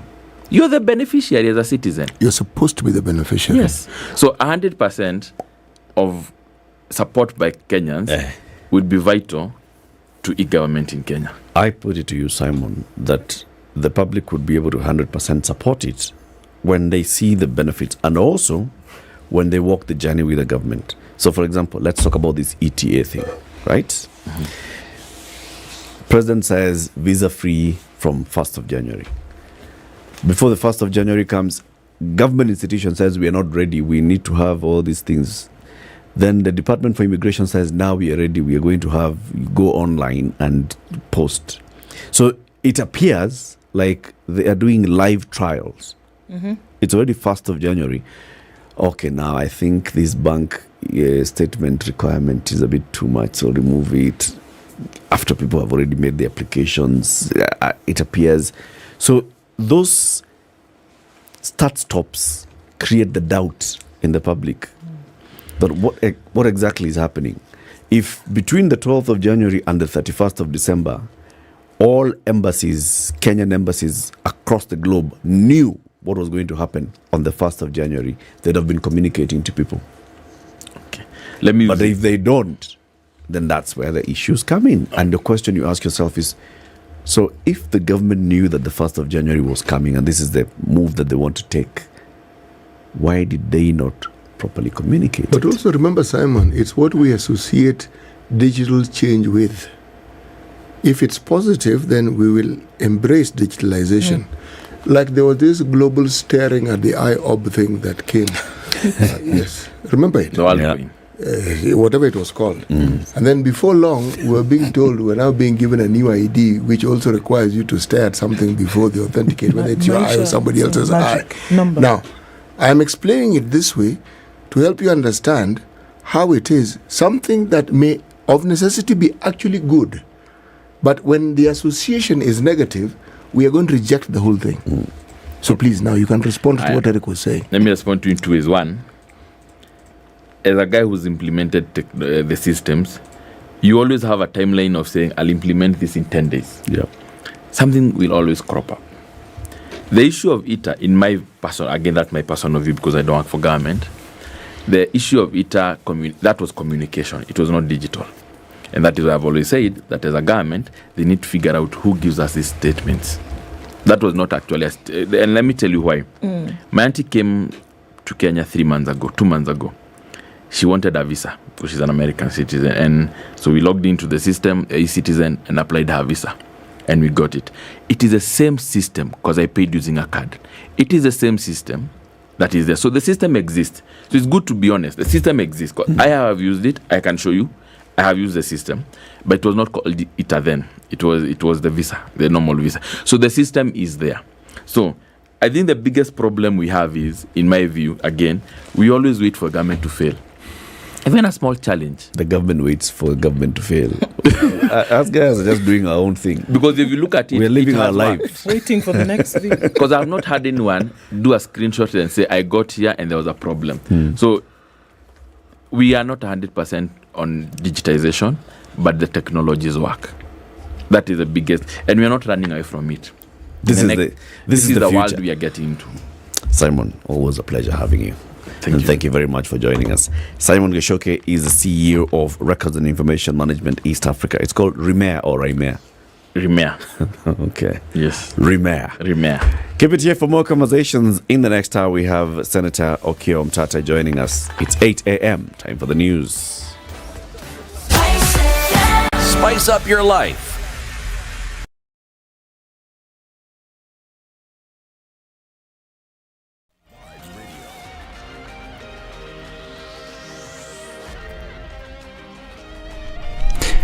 Good morning, this is Newswire. Dennis Aseto.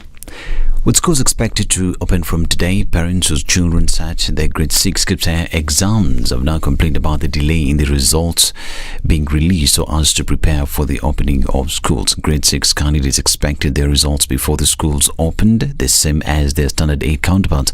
But until now, it is not clear when the results will be released. The parents have also explained that they are in state of confusion, especially about the books they will buy after subjects are reduced.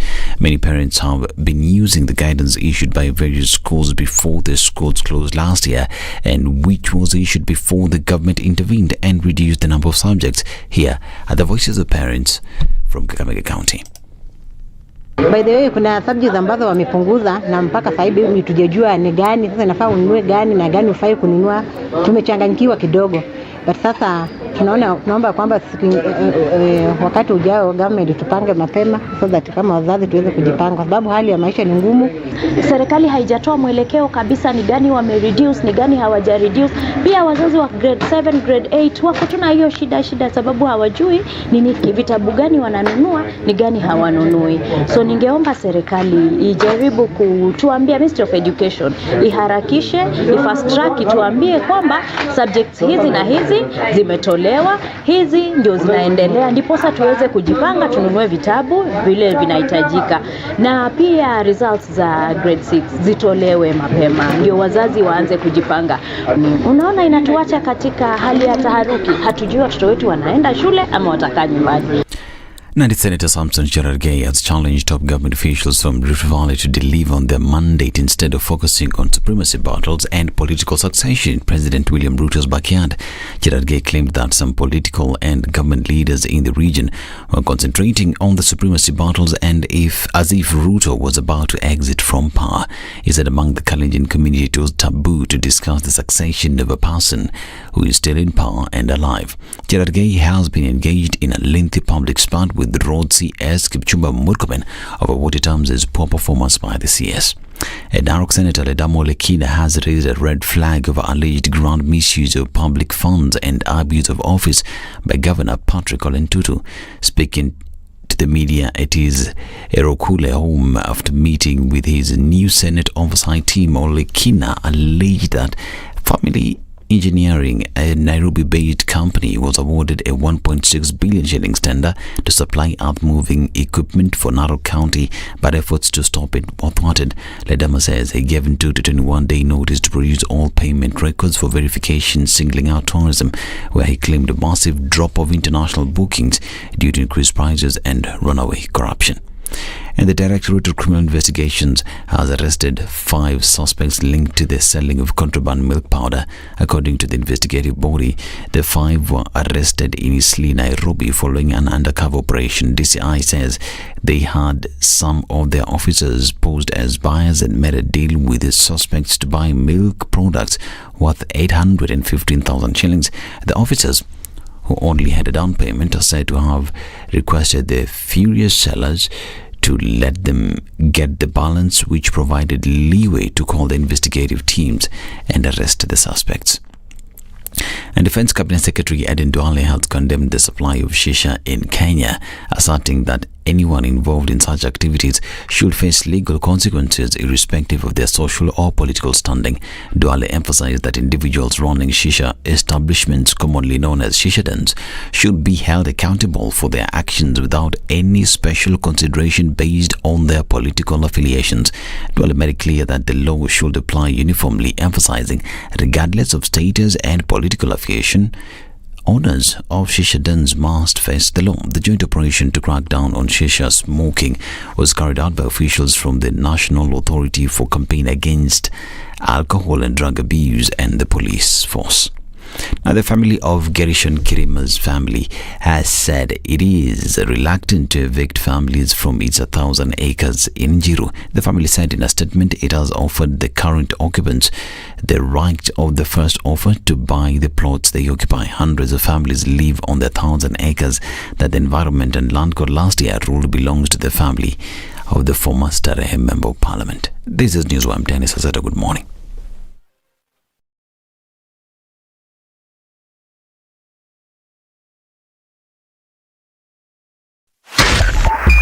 .5 SpiceFM, Kisumu.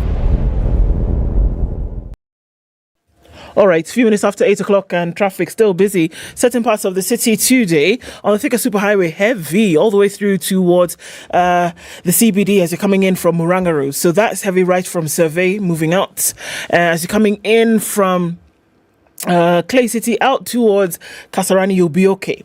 On Waiyaki Way, however, as you get towards the CBD, that's packed up quite some. It's also really busy on Limuru Road. In and outbound traffic is doing the thing. Haile Selassie, that's coming into the CBD, is looking a little bit better now. That traffic seems to have reduced just a tad. Landis is still heavy. And then coming to the Kamkunji roundabout, actually, no, it's not reduced. Inbound on Haile Selassie is very, very busy. Gong Road, as you get towards the city, is also packed packed and quite tight, going towards Haile Selassie as well. Mombasa Road doesn't look too bad. Uhuru Highway, however, all your junctions as you come in from Lusaka and then you touch on Haile Selassie and then out towards the CBD is busy. Let's talk SpiceFM, KE on X as we keep things moving this morning.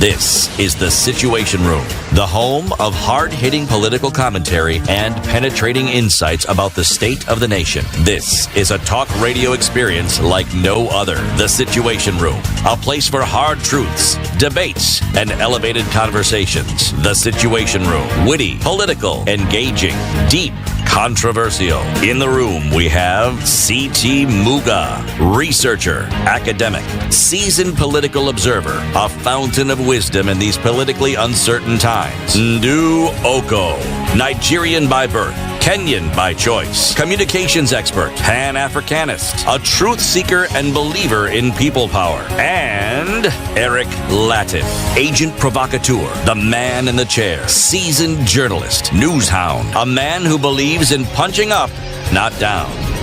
This is the Situation Room, the only way to start your day. Happy New Year. Welcome to the third hour of the Situation Room in 2024. On this 8th day, we've resumed our live transmission in the Situation Room. And we thank you very much, everybody who's tuned in on SpiceFM, on KTN Home, on YouTube, and on Facebook. Karibu sana. We'll be Happy New Year until December 20th. Okay? That's how it's going to be. Yes, it is. All right. Is it a Happy New Year for you as you're sending your kids back to school? How are you doing in terms of school fees? Well, Kiwi would like to come and help. The stories are already trickling in about folks who are having a problem here or there. Look, it's handled, as we would say. And Kiwi says, get to a supermarket. Do it today. Buy a tin of the Kiwi shoe polish. You're going to get airtime or data once you dial the code *459 *5 hash. There's a code under the lid when you pop it, and then you'll be able to get into the draw. Look, folks, 35,000 shillings up for grabs. 4 people winning this every week. It's a pretty sum when it comes to school fees. You want to take advantage of that? Walk into your supermarket, your duka, your shop, wherever it is, buy a tin, follow the instructions, put in the code, get your data airtime, and then get into the draw. Could be you. 35,000 shillings this week, next week, other weeks. Let's go now. Like that. Yeah. Talking about going and moving, let's talk about taxi. City. This taxi app, it's called Maramoja Taxi, right? Yes, you download it, you find it on your App Store, Play Store. Blue. It's a blue one. Download that, and then you register. And you said registration is very, very simple. Exactly, very simple. Yeah. Very, very. They even tell you. I mean, it's a step by step that is easy to follow. Then you go to the interesting part when you actually want to now use it. Yes. Okay? So you log on. You log on to the app. Yes. Then this picture appears. So you've already told them where you want to go. So you said, I'm seeking a taxi to take me from my current location to my official residence, something of that sort. Okay. Then you get several pictures. Taxi driver with the name. They even tell you the age of the person, number plate of the taxi, and how far away they are. So you have a choice. You can scroll through and choose. I'm leaving half an hour. Let's take this one here. Okay. The person calls you. Sends you a message, so you know. Yeah. Yes. When do you want to be picked up? Said this and this. So let me just confirm. Are you at this place? He said, I'm at that place. I will be there in this. Now, and they come. Now, when they come, there's a process. They will wait. What I found interesting, when you're about to leave, you have to sign with the code that your phone has. Otherwise, they cannot leave. They say, could you key in the code? Then I can leave. Now, you will get wherever you're going. Again, before you make your payment, there is a code that you have to send in. Before then, the payment cannot be received. So I'm saying, part of my journeys was to have a conversation. I always have a conversation with the taxi gentlemen and women who ferry me from point A to B. They said, of all the apps that they use, and they all have all these apps, this one pays them the best. So now I have to take their word. It pays the best to the drivers, and it's also the cheapest to the rider. Yes. That's you. Okay? So it's a Kenyan app, developed by Kenyan and run by Kenyans. And they say, you know what, Maramoja, it's Kenya, let's go. Maramoja ni yetu. several things that you need to know about Maramoja. Number one, if you actually load cash onto the Maramoja wallet, and this is, put whatever amount of money you want to put into the wallet that you'll be using for your next payment, you get a 50% bonus immediately. Okay? And then if you, because you're listening to us and you're tuned into Spice, if you use the promo code SPICE30, you'll get a 30% discount on your next trip. Now imagine you've loaded 100, you've gotten 150, and then you have a 30% discount on your trip.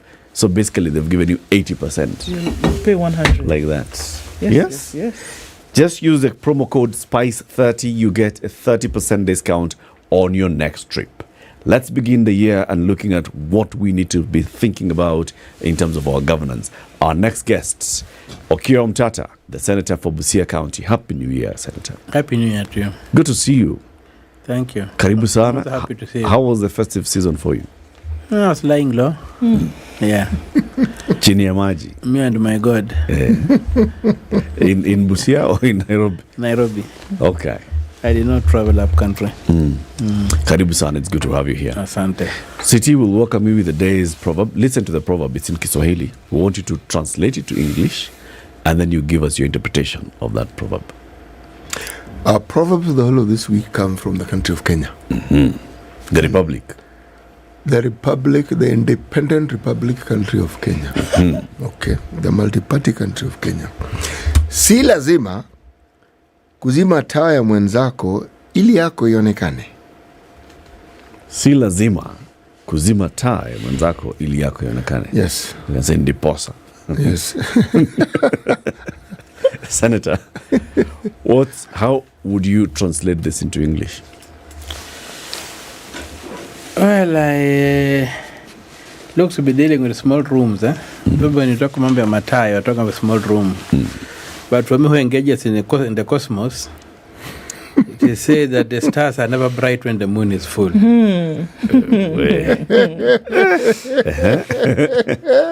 The stars are never bright when the moon is full. But they don't dim either way. No. They don't go off. What's your interpretation of it? Well, I think it basically says that there's enough room for everybody. Yeah, so you don't need to pull somebody down to be seen to do anything.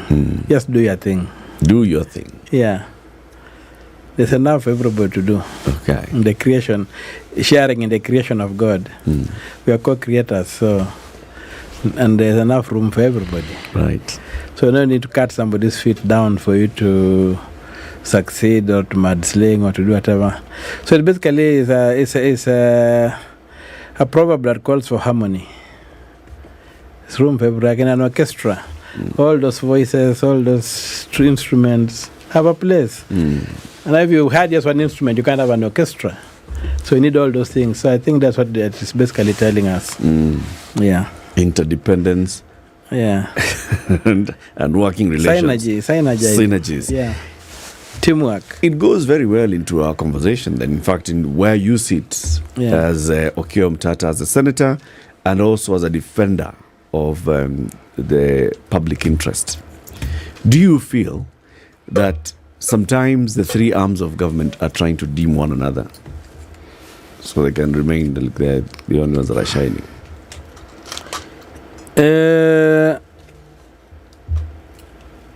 I think what I've tended to say is that it's the executive that tries to get all the oxygen in the room and leave the others starving.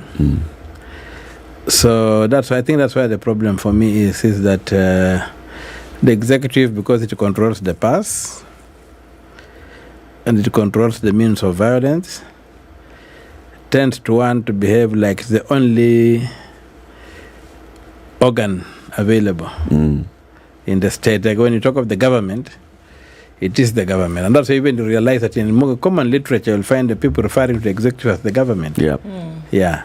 They never refer to the judiciary as the government or parliament as the government, but the executive is referred to as the government. Yet the executive is just a branch of the government. Yeah. Recently, we've had these conversations. In fact, the president said, lazima tuwe na mjadala. on this one, on how we relate, particularly with the judiciary. We as the executive have a mandate, direct mandate from the people. We went, campaigned and said we'd like to implement these programs. And the people said, yes, you are a person after our own hearts. And therefore, go ye and implement those programs.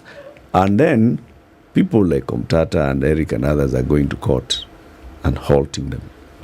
Well, first of all, kuna mjadala. You know, this guy is trying to be smart. You have the constitution, mjadala gani tena? The separation of powers, hakuna mjadala.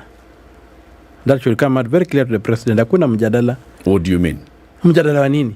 Everything is set down in the constitution. The executive has its role.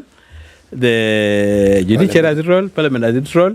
Unless he wants us to subvert the constitution, tuende nyuma ya tent, tuachana constitution, and that's an invitation I'm not ready to take. Just implement the constitution. Is it possible that he's just basically just expressing frustration that yes, in everybody playing their role, then there are those who are misusing another office?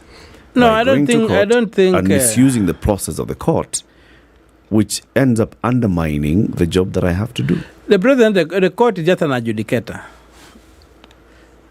So you cannot say you are misusing the court unless you are going to say that the adjudicator is also complicit, which would require evidence that the adjudicator is not impartial and independent. You need to demonstrate that that's the case. Otherwise, it doesn't mean that because you have got your agenda, somebody should not question it. Number two, the elections were not a referendum on the constitution. The elections chose a very small part of the state called government. Government is not the state. So and the president needs to distinguish when he's a head of state and when he's a head of government. Because in Kenya, both are fused together. So government is a very, very small part of the Kenyan state. So the elections were not about the Kenyan state, were about who will run the Kenyan state. Not to undermine it, not to destroy it, or to whatever, but just to manage it well. They had an agenda, and the agenda has to be carried out within the provisions of the construction, the four walls of the constitution. You go out of that, you're not implementing the agenda because the ultimate public interest is in the rule of law, is the law. Anything outside the law cannot serve the public. Senator, you talk about,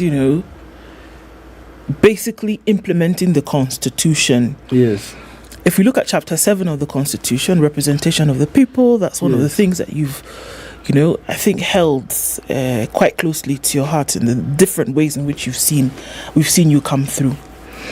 Look at Chapter 7 specifically.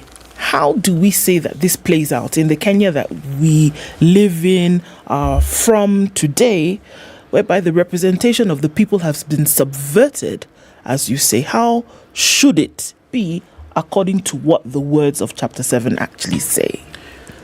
Well, Chapter 7 is about the representation of the people, how people get elected to occupy a political office in this country, especially at the national level and at the county level.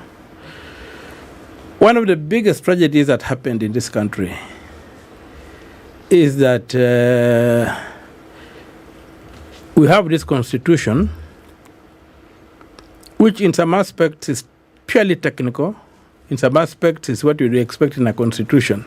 Because of our unique history, certain things that should not be in a constitution were put there.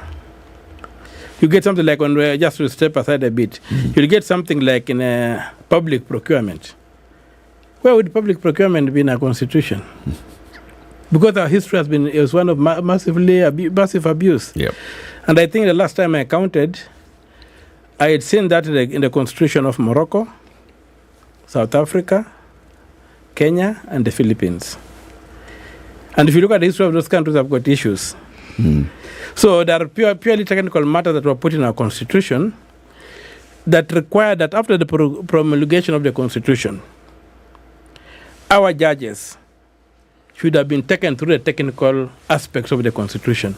And up to now, there is need for a proper training of our judges on Chapter 7.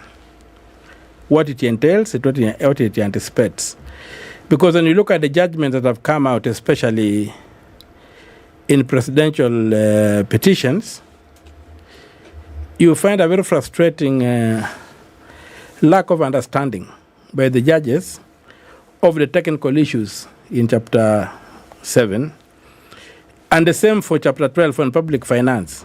We are just litigating, we just saw a judgment from the High Court, and if you read it, you really sob at the level of ignorance displayed by the judges in their judgment in terms of not understanding what the issues are. But these are technical chapters that required some form of proper training of the judges on. Not just to assume that because somebody has been in law school, he has practiced law, he therefore can sit in judgment over these two very technical chapters in the Constitution. And I hope that those who are responsible for the judiciary will take the time to have the people train the judges. You saw the other day, these talks at Bomas, the Supreme Court made their presentation on Article 140. And they were saying that the time given to them, the 14 days for them to determine a petition, are too short or are inadequate. Now, you'll find that the architecture in which they are thinking is they're thinking of paper elections, manual elections. But when you look at the architecture in Chapter 7, you cannot just try a paper election because the threshold is tamper-proof. It's no longer free and fair. Like if you go to Article 81 of the Constitution, you look at 81D, principles of the of the election there. It gives you the broad principles which the elections will have. It talks of universal suffrage, fair representation, equality of the vote, and stuff like that. Equality of the vote, and every vote must count. Okay? When you've got 19 million votes, how do you guarantee that every vote has counted manually? Even in the counting process, somebody can miscount when you're doing it manually. So every vote may not count there. When you come down, you'll find that if you go to Section E, it gives you that the voting has to be by secret ballot. That we do. Free from violence, intimidation, improper influence, and whatever. I don't know whether we do that. Conducted by an independent body. IBC is an independent body. Transparent. It's never transparent. You can never know what is going on. Administered in an impartial, neutral, efficient, accurate, accountable manner. Now, why would you use the word impartial and neutral in the same sentence? A human being can be impartial, but a human being can never be neutral. It's only something that's impersonal that can be neutral. Because when these IBC officials vote, they've got their preferences. So they can only vote and say, okay, shall be impartial, shall not interfere with anything, but let us vote. But to be neutral, for the electoral system to be neutral, it is telling you something. It's beginning to care towards digitalization of the elections. So that when the process is now running out, it's impartial. It's not neutral. It's neutral. Then you go to the voting system. You are told that whatever voting method, the system has to be simple. Simple for who?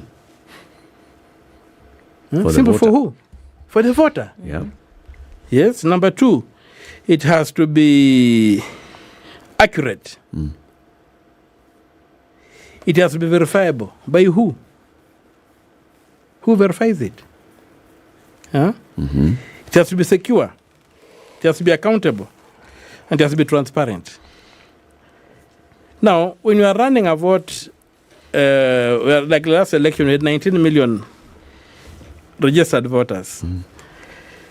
Even me, where I voted, I cannot verify my vote. Once you drop that vote there in the ballot, quisha, you cannot verify where you voted for. But the technologies exist. Look at countries like Brazil and India. They've got what you call voter verified paper audit trail. You vote digitally. It gives you a serial number.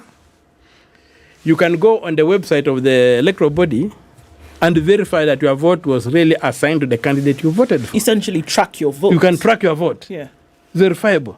So you come and find that when you talk of accurate,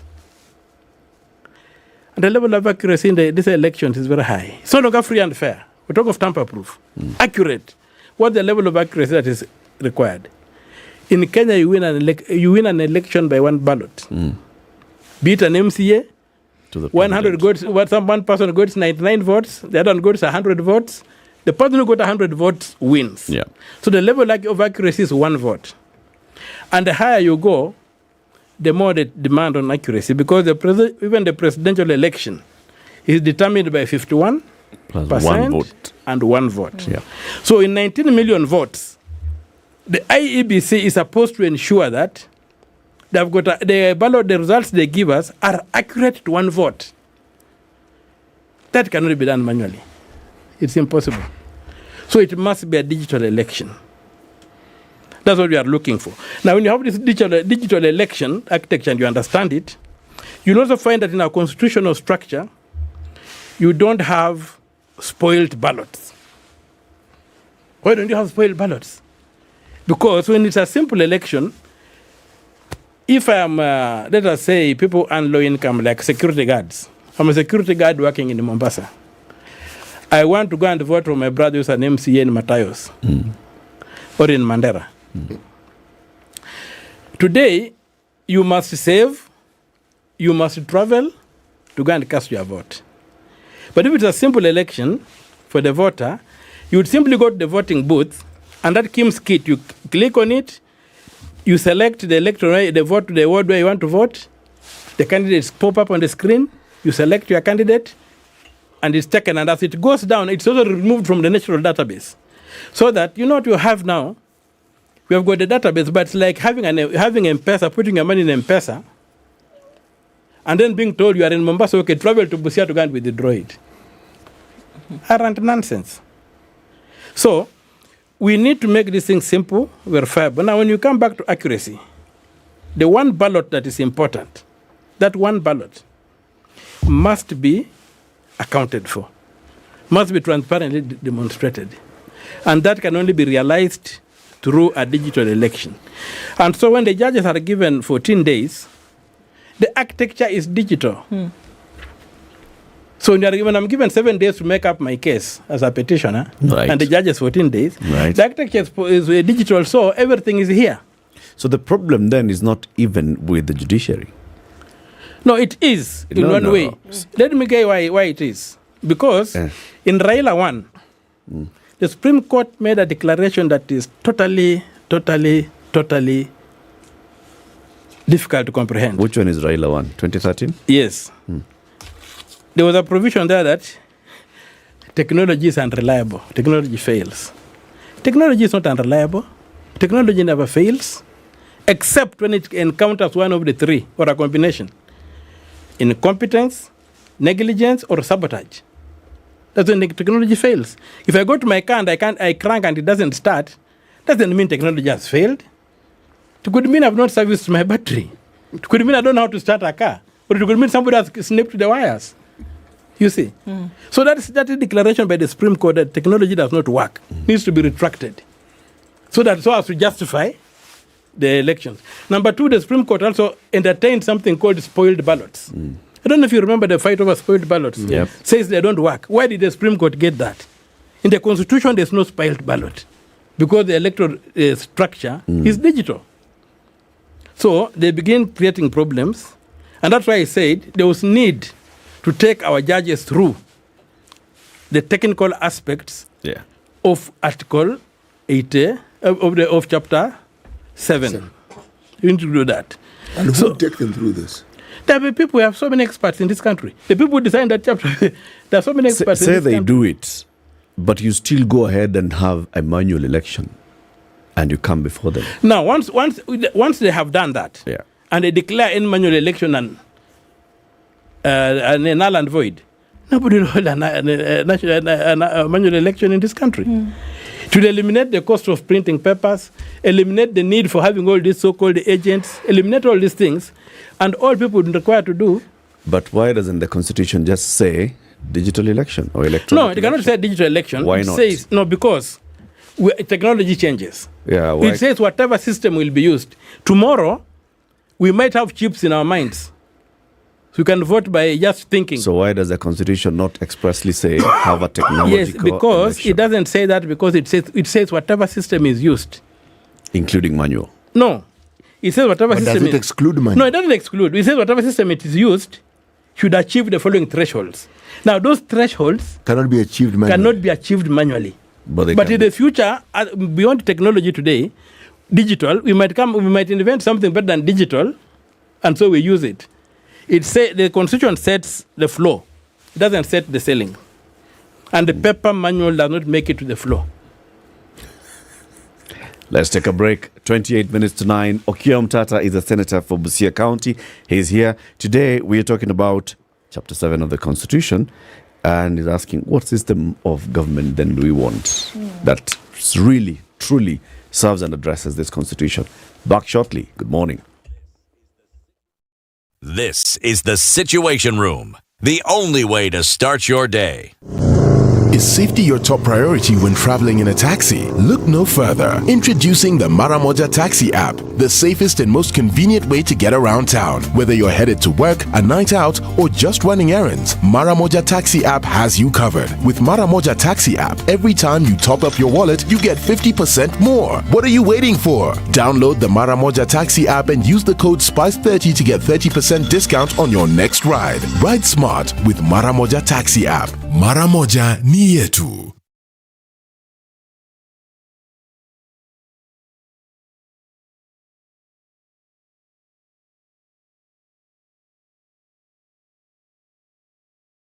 Some very nice, mature music. It really took me back to my days, and I can just feel give and enjoy. This morning, highs of 24 and lows of 16. 15 will be the low in a partly cloudy Nakuru, going to highs of 25, and we'll see highs of 25 as well in Nyeri, where it's sunny at 17. 16 and sunny in Eldoret, highs of 24 and lows of 14.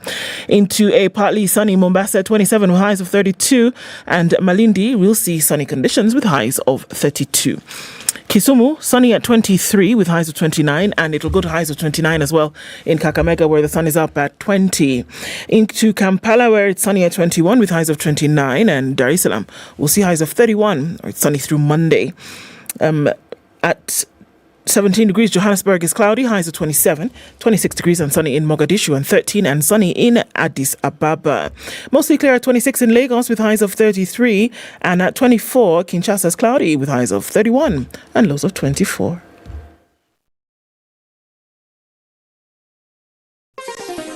Chilled Spice.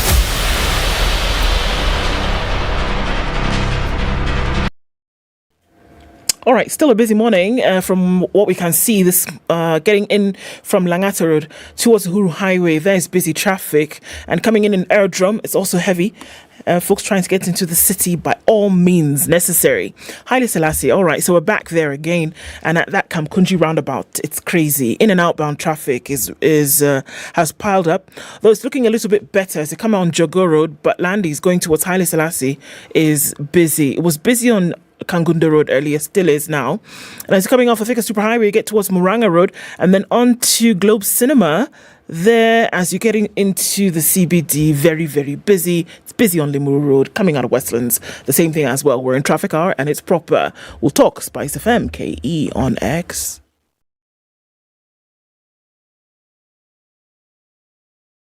Spice and everything nice. All right. Spice up your life. Mature, intelligent talk every morning. Spice up yourself.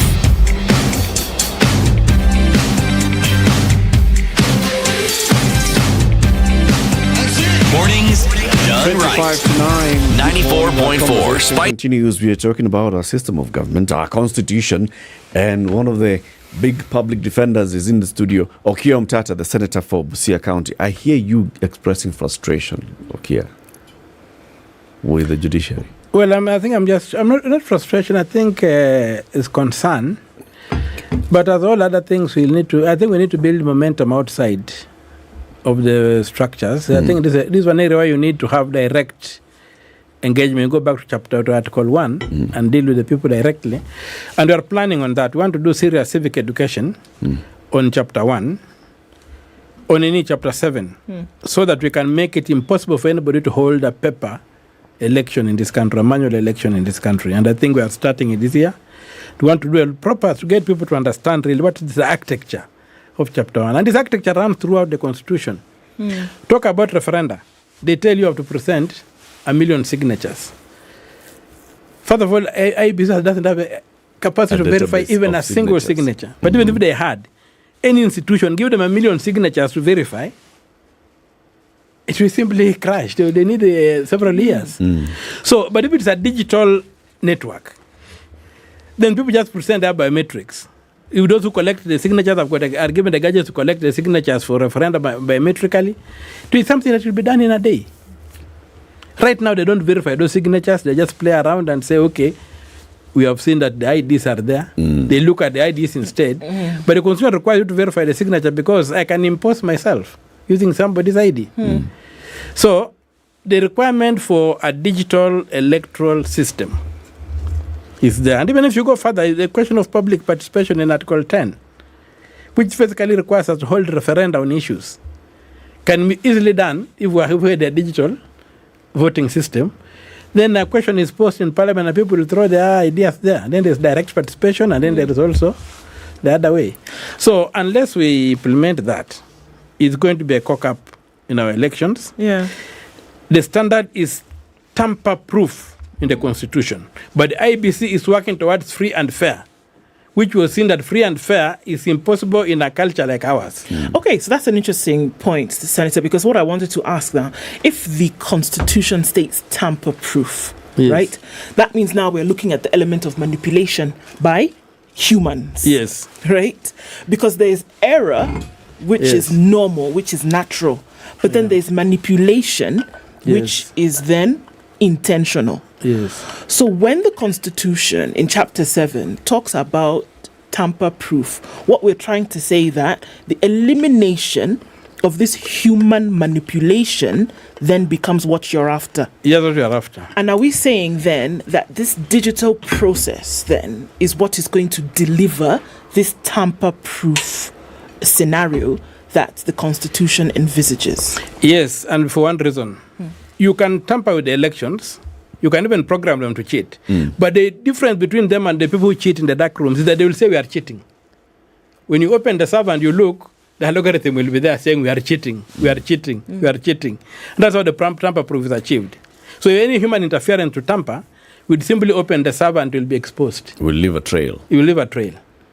So that's the beauty of using these digital machines. And that's why they become tamper-proof. And you see like the question of prompt declaration. When you take 7 days to declare the presidential election, is that prompt?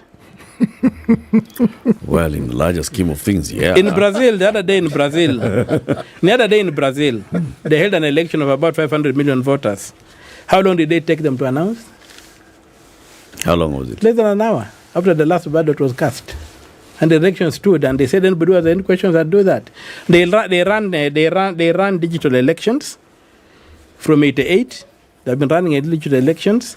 They've hardly reached the judiciary to adjudicate at an electoral dispute. They go administratively and look at where the concern is. They have got a system that before election, they even invite hackers. They give a prize for hackers to hack it. And this hacking thing, look at Safaricom. In M-Pesa, has it ever been hacked? Why has it never been hacked? So people will come and say, when you do elections, they're going to be hacked, they're going to be whatever. Why has M-Pesa never been hacked? Yet it carries billions of shillings on that platform. Do we know? It has never been hacked. It would be in the air. Maybe there have been attempts. Do we know? There would be attempts, will always be there, but it has not been hacked. The Brazilian system, they even offer a prize for hackers to hack it. They never hack it. For it to be tested. Yeah, for it to be tested, yeah. So the technology is there, everything is there, but the political will is not there. The politicians want, and this is on both sides. Yeah. All politicians want a chance to tamper with the elections. And if you look at the Kriegler report, the verdict was that you Kenyans, your culture cannot allow you to have free and fair elections. You just need to have a system that prevents you from rigging. You need to be prevented from rigging. Because it sounds as though there's a natural inclination to go towards that. And so what you need is something that will stop you that from happening. Yes, that from happening. And that's why a meditation, a real reflection on chapter 7 is important for this country. That's when we shall be able to manage how power is acquired and retained. So the mjadala then would be on that particular issue. And what you're saying is, because we know that politicians will hardly, by their own will and volition, lead us in that direction, they need to be chaperoned and shepherded towards that direction. And one of the institutions to do that would be the judiciary. If the judges looked at it and they all said the best journey for this country is this digital, and there are provisions in this constitution that point us towards that line of digital, then let's go to the extreme and go digital. If the judges of the court, of the Supreme Court, for example, said an election in Kenya is technology, paper is not technology, that would be one way of making sure that would be the simplest. But then that will bring in another mjadala. No, it won't. It won't bring in. Sasa majaji wanasoma katiba yao. No, but the text is there. The only thing that the judges made, when the Supreme Court says that technology does not work, technology fails. Technology never fails. And as I've demonstrated, unless it meets incompetence, ignorance, or sabotage, technology never fails, because the laws, even the planet runs on the same laws that you run on technology, and it's the laws of physics. So it doesn't fail. So the only thing, that declaration, going forward, will need to be revisited. And for me, when you see the judges complaining about the number of days, then they have not understood what the architecture in the place is. They need to go and maybe be given us a baseline tour of Brazil. And incidentally, Brazil, the elections are handled by the judiciary. Because the fellows were so... It's the Electoral Commission. They choose the Electoral Commission, whatever they choose from the judiciary. And the one which came up with these digital elections. Because there used to be a big mess in that place. And from 1988, they cleaned up and have been running very, very good elections. And this technology then morphed up into places like India, which have developed results quite a bit. Now, the mistake IBC does, IBC goes to France. When did France hold a digital election? Canada. When did the governor of Canada hold a digital election? Are we saying they don't know all this? The information that you're talking about, are we saying that the Judiciary Electoral Commission are not aware that Brazil has taken these giant leaps when it comes to managing the elections? Or are we saying that is what they have chosen simply to demonstrate that they have done some benchmarking? I don't know what has happened, but you see, the problem could be a bit deeper, because when you go to the law, the IBC commissioners, how they are chosen, you saw in the election before the last, one name came very prominent. Unfortunately for the late Musando, he came in very prominently. What level was Musando? He was a junior manager. Yeah. You go on the IBC, let us assume the Chebukati Commission. The amount of skills in the kind of IT that is required can fit well on the back of a postage stamp in big print. So you even need to make the law, even need to amend that law. We need to amend that law so that we require special skills in databases among the commissioners. Not just lawyers and whatever. We need people who understand IT to be among the commissioners. The law needs to provide for that. But you politicians have made it that you're the ones who are going to appoint the commissioners. Yes, and you're the ones who decide. You do not want these things to happen. Yes, let them decide, but let the requirement be that bring people who understand this and that. And I'm telling you, the moment it's required in law, they'll bring them. It looks as though we just seem to be having a cat chasing its tail kind of issue here. Because we talk about what is needed. We talk about what the Constitution says. We talk about the need for the implementation of the Constitution along the lines which you've said.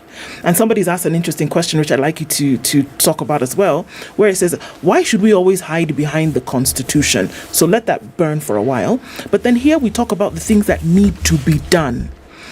And I'm really stuck on who then is responsible for this implementation that we speak of.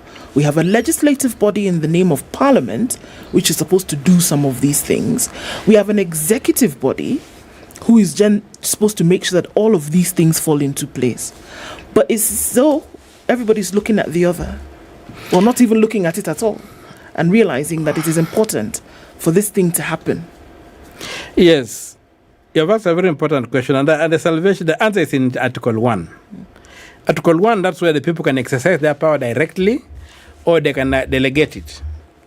And when the power is delegated and it's not being used well, the people can recall that delegation. And that's why I was saying that, starting this year, we want to concentrate on 2 chapters in the Constitution, which we feel that if implemented, this country will be liberated.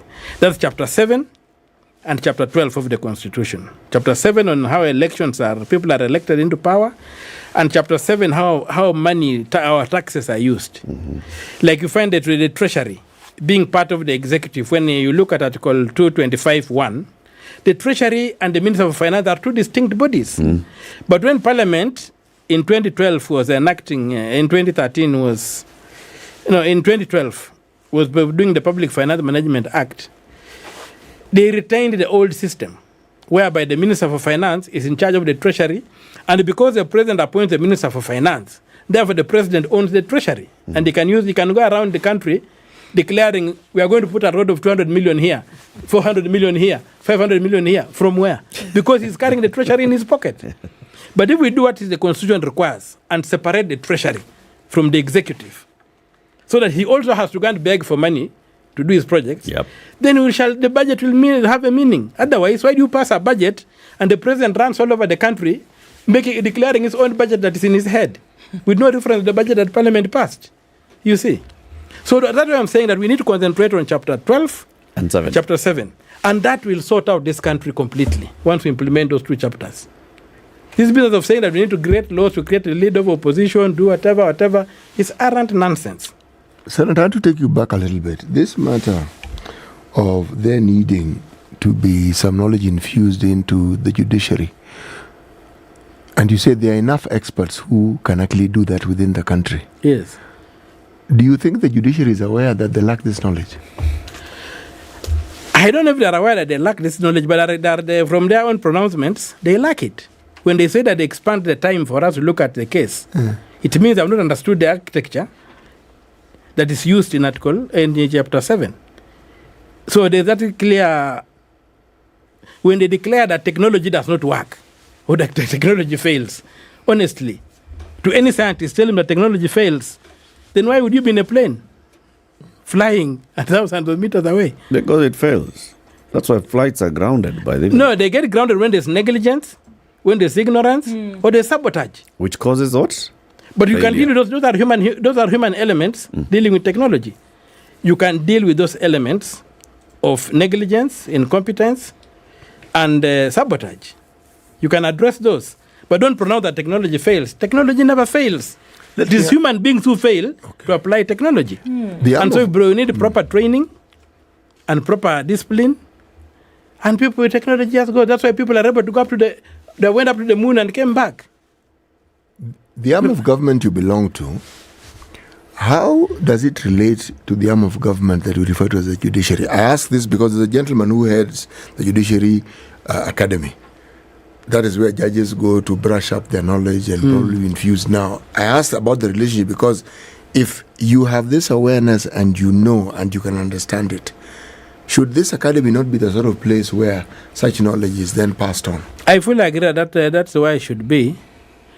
But you see, in Parliament, a lot of things are largely transactional, and 90% of the work we do is useless. Sorry? 90% of the work we do in Parliament is useless. Meaning? We spend a lot of time doing statements. We spend a lot of time doing motions. You even see that, just because you talk of motions, what went on along in the Bomas was a motion. Okay? The whole process began as a motion in the National Assembly. It came to Parliament, we made it a motion. But when you go to Article 109 of the Constitution, it tells you that the legislative authority of Parliament is exercised through bills introduced in the Parliament passed by Parliament and signed by the President. Yes. So what was going on in Bomas, he had no legislative authority. And if I wanted to scramble it, I would just go to court and say, where was the bill that allowed the Bomas, the negotiations to begin, for you to begin spending public funds? You see, there's a lot of... So these things... So let me just finish. When you say that, so when you come back, we have that legislation, which we need to do. But even the legislation, power right now in the Parliament have joined. I don't know the previous, but the ones have joined. The power in Parliament is outside Parliament. Meaning? The members of the ruling party or those who are affiliated with it behave like they are the executive. The others behave like they're the opposition outside Parliament. So they look to their principles for guidance. There is no autonomy in the House to say that this is the House. This is how we are going to deal with things. We have got an opposition within this House. We have got the lead of majority and we have got the lead of minority. How do we engage as an institution to make sure we check the executive? So all of us, both sides are looking outside Parliament for guidance. So basically there's no Parliament. We have ideals, but we are nowhere close to those ideals. Yes, but you have to work towards them. We have to. But then we have to have that honest conversation then. How do we have that honest conversation when there's so many other interests that are pulling us away from the ideal? I think the thing is to bite small and chew finely so that you don't get constipation. That's why we are going just to bite 2 chapters out of the many chapters in the Constitution and chew them finely. Another thing I might just want to interest you with, you have had something called the gender rule. Yeah. Do you know in the entire Constitution there is no word gender rule? It was another creation of the Supreme Court. What is there? The gender principle. That's what you have. Yeah, it's gender principle, and the principle is aspirational. A rule is mandatory. You have to obey. So when the Supreme Court twisted from the gender principle to the gender rule, they again created another problem for us. So everybody begins saying implement the gender rule, and the rule has to be obeyed. But in the Constitution, there's no gender rule. Look at Article 27, Clause 8. It's a gender principle. Article 81 is a gender principle. Where does the word gender rule come from? And it has captured everybody's fighting. So principle means aspirational. It's aspiration. It's a principle. Without any timeline. No timelines on But the Constitution puts timelines. Where? Constitution says, for example, that if Parliament is not constituted this way, that someone can go to court immediately. When you interpret it as a gender rule, then you get that problem. But a gender principle, you don't get there. True. And now, when you come to judicial craft on that particular issue, there was judicial craft, which gave us the phraseology gender rule.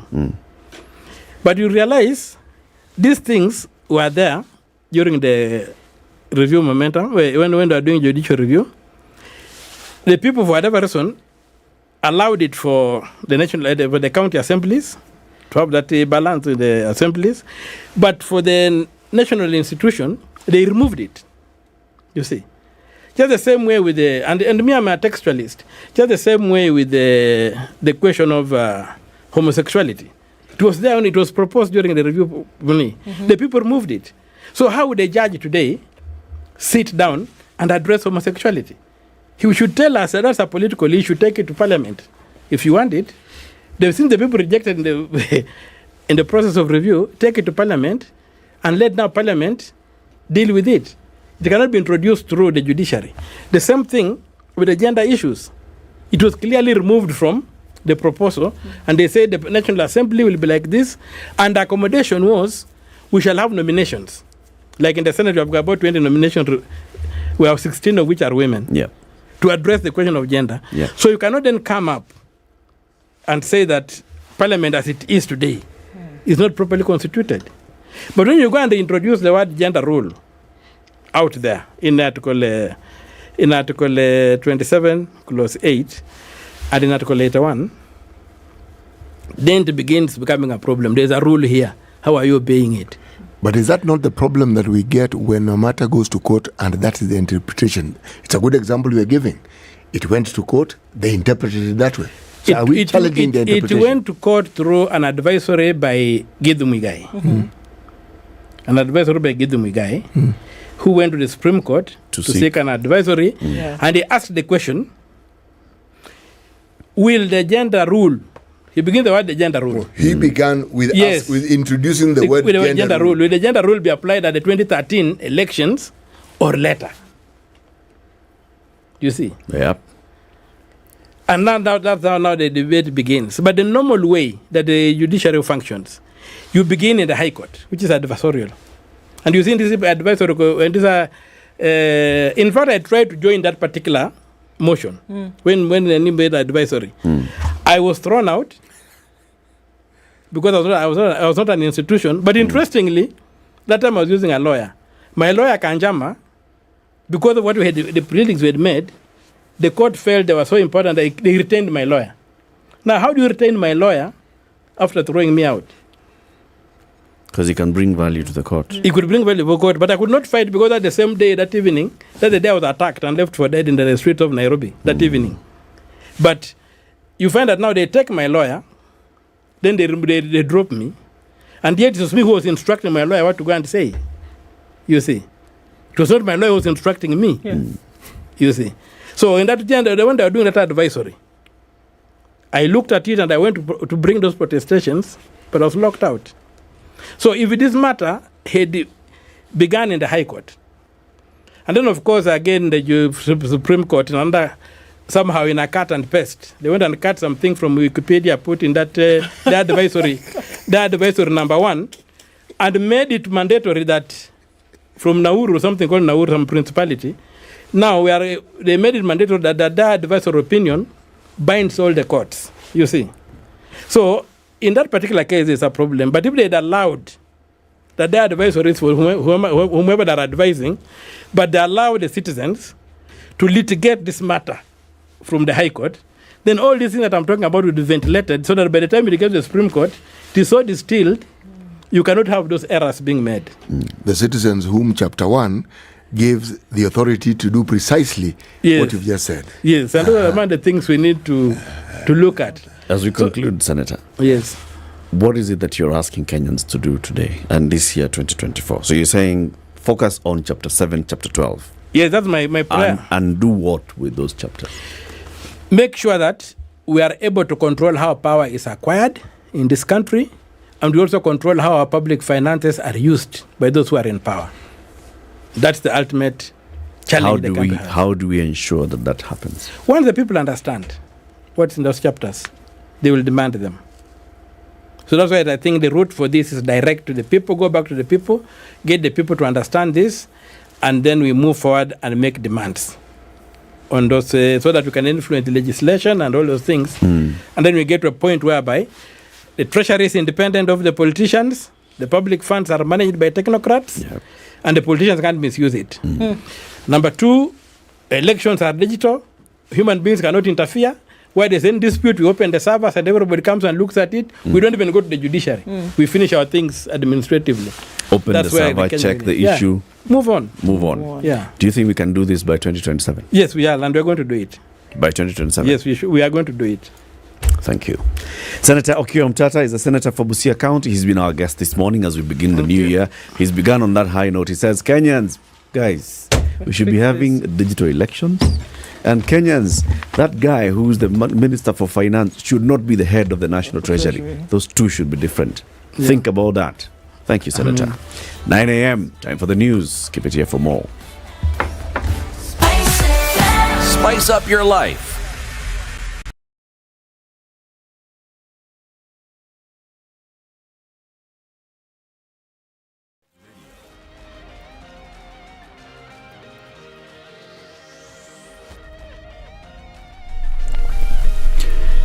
Good morning. morning. This is Newswire. I'm Dennis Aseto. The Cabinet Secretary for Education, Ezekiel Mashogwe, is set to announce Kenya's Certificate of Secondary Education results. Reports emerge that the exams will be released at Moi Girls in Eldoret today.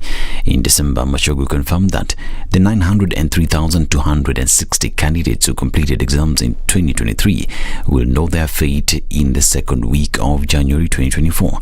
The 2023 KCSE results are significant as they align with the introduction of a new grading scheme designed to increase university admissions. If released in Moi Girls, the occasion will mark the first time the ministry is releasing examination results outside Mtihani House in Nairobi. Now, with schools expected to open today, parents whose children sat the grade 6 KPSEA exams have now complained about the delay in the results so as to prepare for the opening of schools. Grade 6 candidates expected their results before the schools opened, the same as their Standard 8 counterparts. But until now, it is not clear when the results will be announced. The parents have also explained that they are in a state of confusion, especially about the books they are expected to buy after the subjects were reduced. Many parents have been using the guidance issued by various schools before the schools closed last year, and which was issued before the government intervened and reduced the number of subjects. Now, Coast Region has got a new police commander in changes announced by police headquarters following the eviction of residents that happened in Voi, Taita Taveta. Also affected were police commanders in Taita Taveta and Voi sub-county. Former Northeastern Regional Police Commander George Seda was named the new Coast Commander. Seda replaced Kenneth Kimani, who was recalled to police headquarters. Seda has been handling operations in Boni Enclave and was ordered to take over in Mombasa. Now, the woman was captured on CCTV abusing hospital staff at Port Victoria Hospital in Busia County surrendered to the police. The lady walked in at Busia Police Station Sunday noon while covering her face with a surgical mask and a bulky hood. In the viral video which made rounds, Ogema and an unidentified man was seen harassing hospital staff. Kenya Medical Practitioners Pharmacist Dentist Union Secretary General Davja Teller called for legal action. Through her lawyer, Ogema apologized for her actions and urged the health workers in the said hospital to return to work after downing their tools due to the incident. I have had extensive discussions with Vanessa. The events of 1st of January are deeply regretted. Vanessa herself is a medic who respects the medical profession. She respects nurses deeply, and we do not wish that whatever happened on 1st of January be the reason why people in Port Victoria and the neighboring areas have to suffer. At least 16 people were injured after an accident today along the Narok-Bomet Road. The National Police Service reports that a head-on collision between a matatu and a lorry resulted in 6 serious injuries and 10 slight ones. The victims were rushed to Narok County Referral Hospital for treatment. National Police Service officers from Ulolunga Police Station are processing the scene of accident. The incident follows another fatal accident in Bomet, where 2 people died after boda and private vehicle collided Sunday. A 26-year-old man has been locked up at Sega police station after he was arrested for allegedly possessing 7 sacks of bang in Ugenya sub-county. The man, who has been identified as Jared Okoh Abucheri, was transporting the commodity on a motor vehicle when police officers who were on patrol intercepted him along Sega Ugunja Road. The officers stopped the suspect, who was speeding, and established that the luggage that he was carrying was several brooms of cannabis sativa, which was stuffed in the 7 sacks. County Police Commander Cleti Kimayo confirmed the arrest of the suspect, noting that he will be arraigned in court to be charged with being in possession of outlawed commodity. And Morocco became the first side outside the host nation to arrive in Cote d'Ivoire for this year's Africa Cup of Nations Championship that starts this weekend now. The Atlas Lions landed in Abidjan Sunday. The World Cup semi-finalists landed amid local traditional drumming and dancing to welcome the side to the host country of the continental showpiece. The plane carrying coach Walid side landed in Abidjan at 2 p.m. local time before they were received in Terminal 2 with an impressive cultural ceremony arranged by the local organizing committee of the AFCON amid tight security. This is Newswire. I'm Dennis Aseto. Good morning.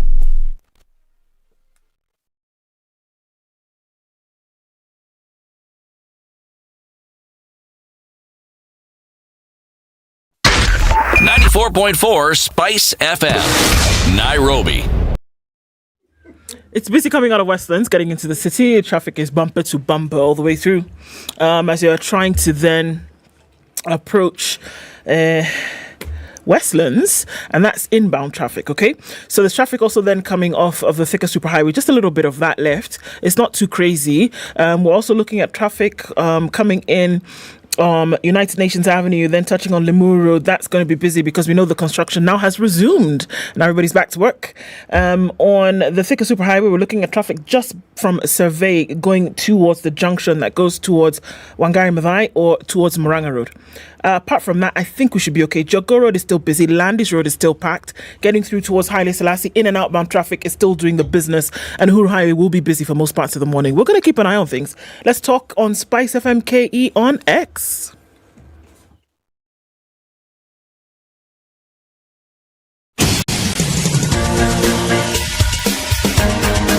This is the Situation Room, the home of hard-hitting political commentary and penetrating insights about the state of the nation. This is a talk radio experience like no other. The Situation Room, a place for hard truths, debates, and elevated conversations. The Situation Room, witty, political, engaging, deep, controversial. In the room, we have C.T. Muga, researcher, academic, seasoned political observer, a fountain of wisdom in these politically uncertain times. Ndu Okoh, Nigerian by birth, Kenyan by choice, communications expert, Pan-Africanist, a truth seeker and believer in people power, and Eric Latiff, agent provocateur, the man in the chair, seasoned journalist, news hound, a man who believes in punching up, not down. This is the Situation Room, the only way to start your day. True Love said to Ndu something. Sing. On the first day of the new year, because this is the first day of the new year. Those other 7 days were just a blur. I have a way for you to get school fees. Bas. That's what you need to do. You need to go to a supermarket today and buy kiwi. The way is that when you buy a tin of kiwi, you will then pop the lid. Under the lid is a code. You'll then dial *459 *5 hash, input the code, and then instantly you'll win airtime or data. Got it? Yes. Data, airtime, guaranteed. Another thing that's guaranteed is that you enter a draw. The draw then sees 4 people every week. Not one person every 4 weeks. No. Every week, 4 people. 35,000 shillings. This money goes directly to school fees. School fees, 35,000 bob, paid, gone, done. Because you did what? Bought kiwi. That's it. Yes. You just walked into the shop, bought kiwi, and you got this particular kiwi. This one with the starburst, the yellow starburst, and this new logo, the new logo kiwi. That's the one you're looking for. Okay? That's the one. Buy that. So when people are discussing, has money left Treasury? Has it hit Jogo House? Has Jogo House sent? Has it hit Nemis? Those will be stories. This one is not a story. Kiwi will have sorted you out. Yep. Hebu jitokeze, jionyeshe, simama mbele ya watu. City. Maramoja Taxi, we're talking about 30% discount on your next ride if you use the Maramoja Taxi app and you use the code SPICE30. That's it. That's all you need. SPICE30. You get 30% discount on your next ride.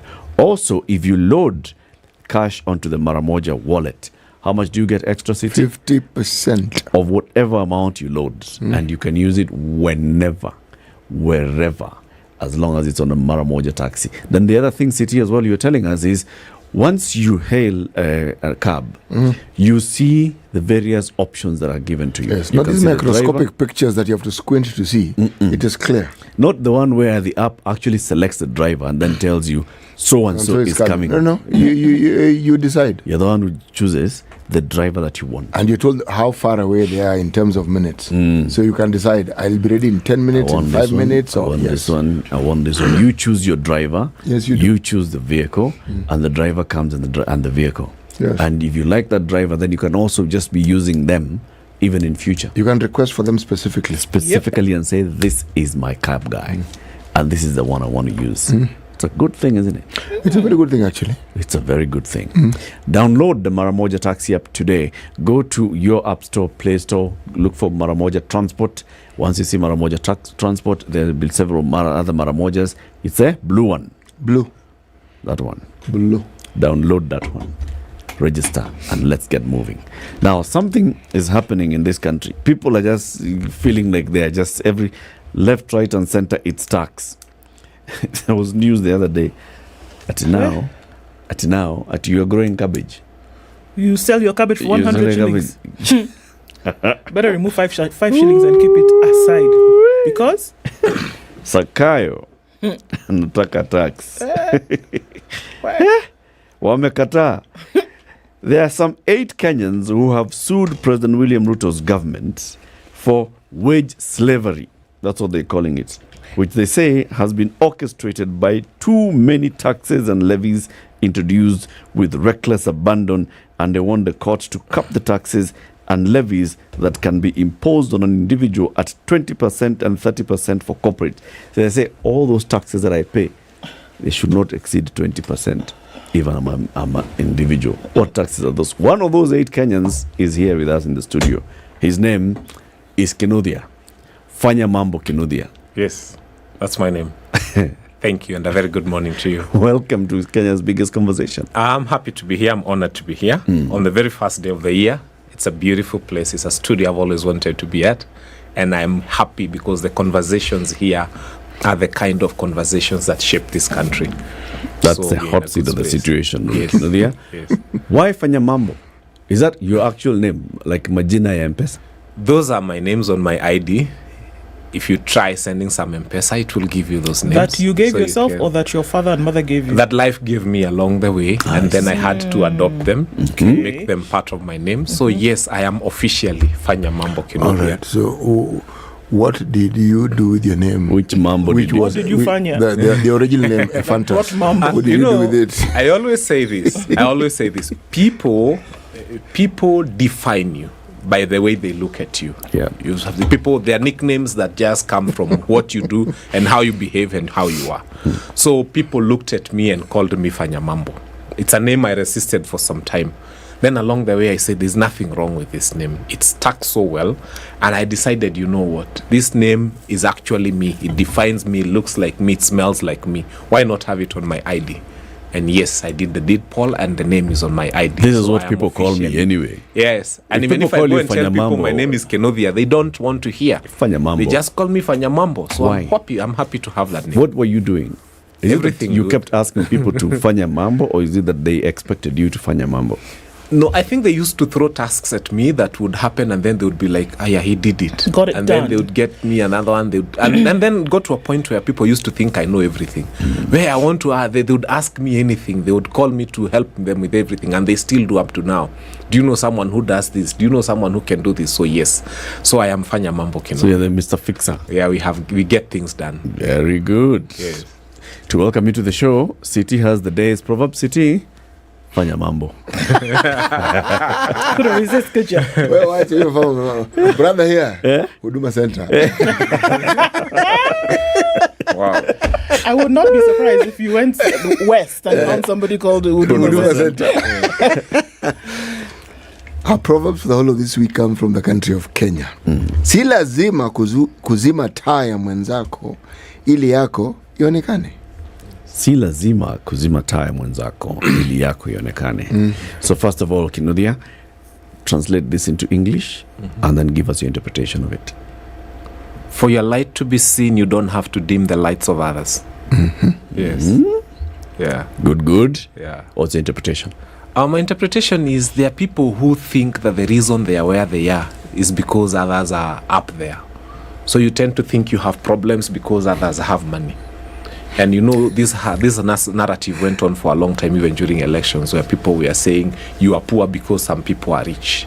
And we are going to make sure we pull down the rich for you to become poor. It doesn't work that way. I think in all spheres of life, if you work for what you want, you will get what you want. And you will go to where you want to. And you don't necessarily have to create a roadblock for others so that you can succeed. I mean, they are where they are. I always say this. If you wanted to be a billionaire tomorrow, Central bank will not go and print more money so that you become a billionaire, so that it's available for you. You will work with what is available and you'll still become a billionaire. So you don't need to fight others to go. I was saying this on Radio Maisha, your sister station this morning, and I was telling them, so he was asking me, am I vying for a seat? And I said yes. And then he started asking, you want to remove the incumbent? I told him no. It's a 100-meter race. I'm on my lane, they're on their lanes. And everybody's target is the finish line. So as long as I don't walk into their lane and they don't walk into mine, somehow we will win this race. So I think that you don't need to be an obstacle to others' development for you to be successful. Well said. Fanyamambo, you're a lawyer. Yes, I am. By training. Yes, I am. Are you an advocate by practice? No. Okay. I went into something very beautiful. I do mediation arbitration. I run a firm called Kilimani Mediation Center. And all we do is help people resolve their disputes out of court. And corporates have chosen us. They're happy. They've had advocates on roll for a long time, and they found themselves in cases that don't come to an end at the end of the time. So they decided before we move into litigation, we will always try mediation. It is working. It is the future of law. Yes, let's, this company has been your supplier or something. You've had a relationship of some sort. Why are you going to court with them? To explain to a judge the difference between the two of you, and that's a third party who has to understand it and then make a decision. You can sit with Fanyamambo and we come up with an agreement that works. So I do law, but I do mediation, I do arbitration. Okay. Yeah. But yet you've gone to court. Yes, we have. You gone and 8 to court. others. We have gone to court because justice be our shield and defender. It gets to a point, there are things that cannot be mediated. A relationship between people, a relationship between companies can be mediated. But when you have someone who is bent on making your life impossible, then justice be our shield and defender. We have to go to court. Yes. Even God himself takes only 10% and is the creator of the universe. Where are we having governments taking 50, 60%? At some point I said something that really trended. Let them take the salaries, we take the salary. I mean the taxes. The tax. Because it appears the taxes are more than the salary. So we'll donate the salary to the government and we take the taxes happily. I mean, it's better. So give us the background of these people who've gone to court. Who are they and how did you think of going to court? To start with, we are a group of people called Mount Kenya jurists. We are lawyers. We are people in the space of law who felt that things are not going right. Actually, we gave the Bomas expedition some time to see if it would have come out with something that would help Kenyans, only to realize that the cost of living was not featured therein. And so we said, unfortunately, the bulk of the members of parliament and senators and elected leaders from Mount Kenya region have not been seen to be fighting for us, I would say. And they needed to have a voice out there. And also Kenyans were saying, so who will speak on taxation? Because truth be told, you work here. I mean, the bulk of you woke up very early. Probably by 4 a.m. you were out of your beds. And then when you work so hard, there's someone who is also planning for your salary. So you are earning your 10, 20,000. You've made your plan for it. This is what I'm going to do with my 20,000 for this month. And then there's someone seated at State House using somebody who is also called leader of majority and tell him, go to parliament and propose. Now, this is what we are going to do with his salary. We are going to hive off another 5,000 from his salary.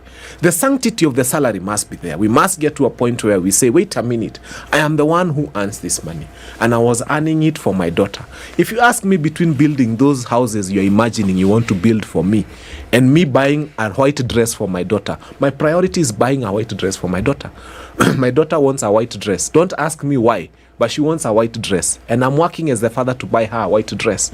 My son wants a tennis ball.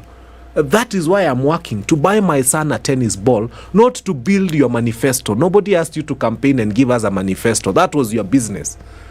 And the Constitution is more supreme than your manifesto. And if we have to choose between the Constitution and that manifesto of yours, for sure Kenyans will go for the Constitution. I see here some clash in thinking between individual and public. What's your thinking or understanding behind the principle of taxation? Is taxation important, and why? Taxation is important. Why? If your taxes are going to the right places.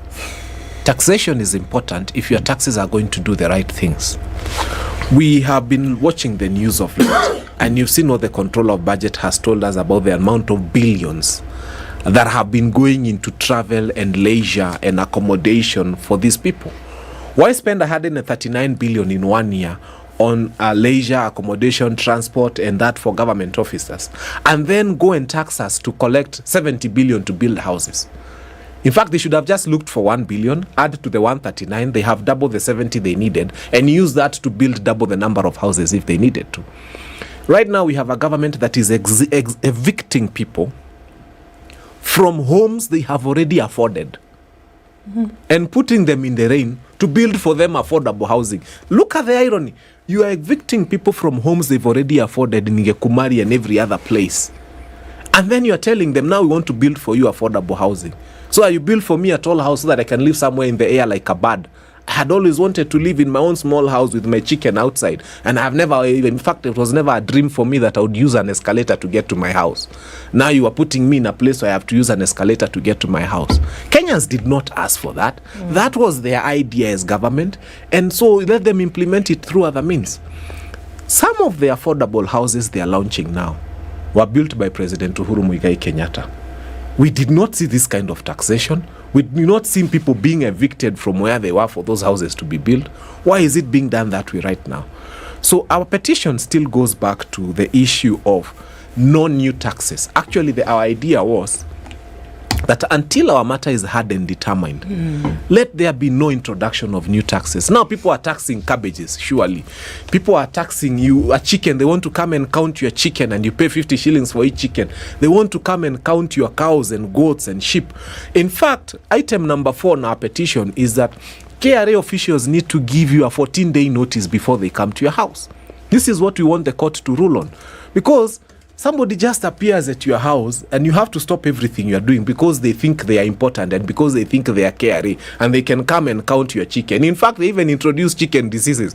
When you look at those homes, there's a way we take care of our chicken, especially the broilers and these modern chicken. You don't just come and walk in and say, I'm in KRA, I have come in my official clothes and badges. They are infectious. You want to kill our chicken. So we give us 14 days, we prepare for you so that we have dust coats for you. We prepare the gumboots, we do everything. We sanitize you properly so that you can come and count our goats. And luckily, we probably have sold them before you count those ones. So, yes. So, what's your petition? I'm not getting. Are you going to court to say that I do not want to be taxed? No. Are you going to court to say I do not want to be taxed more than what I pay currently? What are you going to court to say? What we are saying, number 1, is that let there be no introduction of any other new tax until our petition is heard and determined. The reason we are saying this is because of predictability. You can't be waking up at 4 a.m. to work here, and the more you work, someone is planning for your salary. You had planned that you'd go home with 20,000. This month it goes 16. The next month is 12. The next month is 8. The next month is 7. Because the county government of Nairobi has decided that they have a new tax. Okay. The national government has decided they have a new tax. And it's on your salary. So when does your salary become yours? Okay. At what point do we draw the line and say this percent is sacred? Because if we don't do that, then a day will come when you work the whole month, you earn your salary and go home with 2,000 shillings. So because every new day there's a new tax. Sure. So what is the petition? Because you've said that there should be no new taxes until this petition is heard and determined. Yes. So what is the petition? The petition is, first is that we want a ceiling set as to what percent of your salary is taxable. As in up to what percent can they tax in direct taxation. Direct taxation, yeah, so that what is cut off from what you earn, let it be known and set and by law, so that the government, whatever they do, they don't go beyond that percentage. And this direct taxation is what? From income. So from that's income tax, pay as you earn, or income corporation tax. Whatever they call it, that if you earn 100,000, let it be clear that it is not more than 20% that has been taken away by whatever taxes. So they go and plan themselves within that 20%. This one we shall call it payee. This one we shall call it whatever. But just know from that 100,000, you're only taking 20,000. Yes, you're taking 20,000. So 20% of what you earn is what we are giving to the government. They can go and structure it and give it all the names they want to do, but that's their 20%. The 80% is sacred. It's my money for me and my children. and my family. Yes. Do we know what if we look at a total number, because we already know that by the time you finish pay, as you earn, etc., you're coming around about 31%, right? Yes. Currently. Yes. Has it gone beyond that? Yes, it's at 35% so right now. We're not right now at 35%. Yes. So you're left with 65% and climbing, according to what you're saying. This number should come... You're left with less than 65%. Yeah, that's what I said, and climbing, right? Because we're still looking at some percentages here and there. The 35 is direct tax. Yes. What is direct tax? Direct tax means it was hived off from your salary before you even got your salary. NSSF, all of these other things. So when you get your pay slip, what you are left with after taxation is direct taxation. Like basically they've taken off everything, and now what you're left home, if you had 100,000, you're going home with 65,000. Okay. You've paid taxes to the tune of 35,000. But it's untrue. Because as I said, you people woke up very early this morning, and the minute you opened your tap to put in some water to boil for tea, that water is taxed. Yep. The milk is taxed. The tea leaves are taxed. The sugar is taxed. So by the time you are done with it, it's a cup of taxes, accompanied by a bread that is also taxed. So it was a cup of taxes accompanied by a taxed loaf.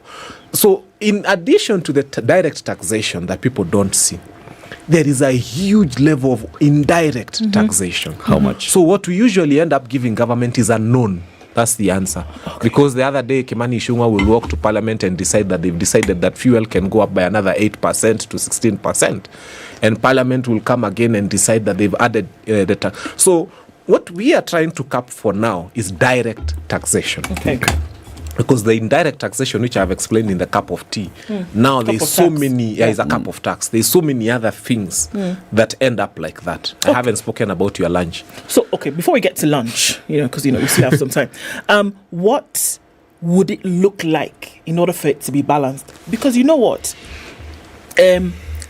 Sometimes we get caught up in the foray, the emotional, romanticization of all of this. It sometimes feels really good to complain, isn't it? And even when we are justified to do so, but sometimes you feel good about it, right? We do. Now, what would make sense when we're looking at these taxes? Because like you've said, there are some countries who've declared it, that 50% of your tax is going to government. But at the same time, that never will you wake up in the morning and will there be a pothole on your road. Never will you wake up in the morning and switch on the lights and they don't go on. Never will you turn on your tap and water doesn't run. Never will any school tell you before your child is 18, bring $1 of school fees kind of thing. So you're guaranteed certain things. You walk into hospital, you'll be treated, etc. So let's come to Kenya and say, what would it look like for us to say, okay, actually, yes, we're comfortable. This 20% that you're talking about, to have all of these things done, roads, garbage picked up, city clean, all kinds of things. And let's just live in a state of utopia for 1 minute and we see that, corruption is on the low, all these things are happening. Would it be able to work with these numbers that we're talking about? Remove the sensitivity, remove the emotions, remove that side of it. And we said that, yes, what we're still headed for is a functioning government, is a functioning nation, whereby the people first have been taken care of while you do your part of paying tax. Could the nation survive? You see, for as long as we have cabinet looking the way it looks, Kenya will have the problems it has and more. And the reason I say this is because we have people who have programmed their mind to think that to run a nation and to run it effectively, what you need is taxes. We are one country that says we have the only national park in the capital that runs through a city. Yes, we have the Masai Mara, we have the wild beast migration, we have what are we doing to increase the amount of money we are getting from tourism? What are we doing to increase the amount of money we are getting from our coffee and our tea? We are not running government as business, and this is where we have a problem. So we keep looking at Mwananchi as the only source of income for government.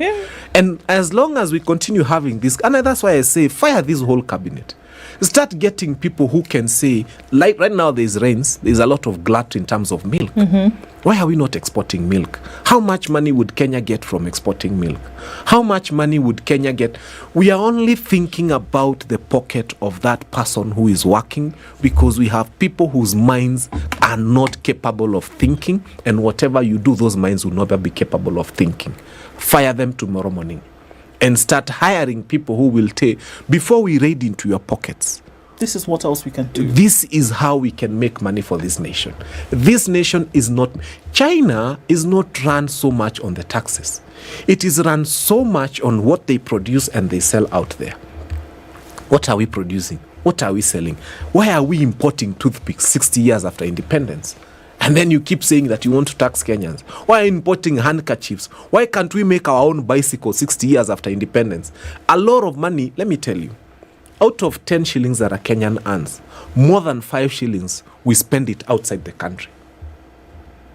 Because our handkerchief is from China. Our toothpick. I made a mwiko in class 7 during art and craft. Today, the mwiko in the supermarket is made in China.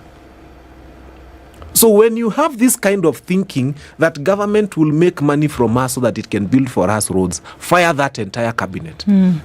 And remove the presidency if you must, so that we get people who will start thinking that it is possible for us to sell our milk to another country like Sudan and make money to build this nation.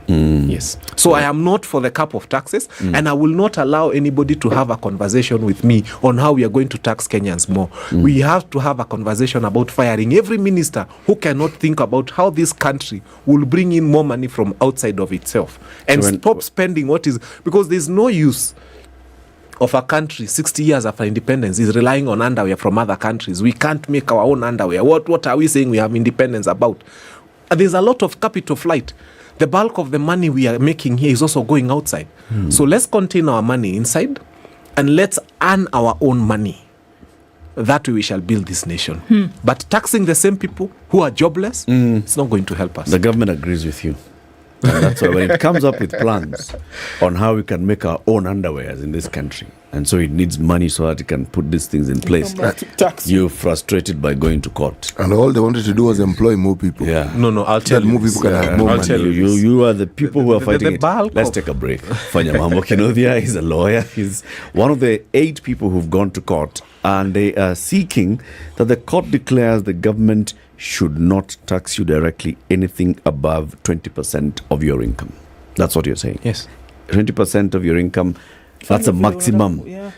They should go for 2, but if they must, they should not go beyond 20. Yes. Right? Yes. Okay, so we'll be back shortly to have that conversation. This is the Situation Room, the only way to start your day. Hii back to school shopping week. Katika at 100% real deal at over 100 Naivas Kiloko.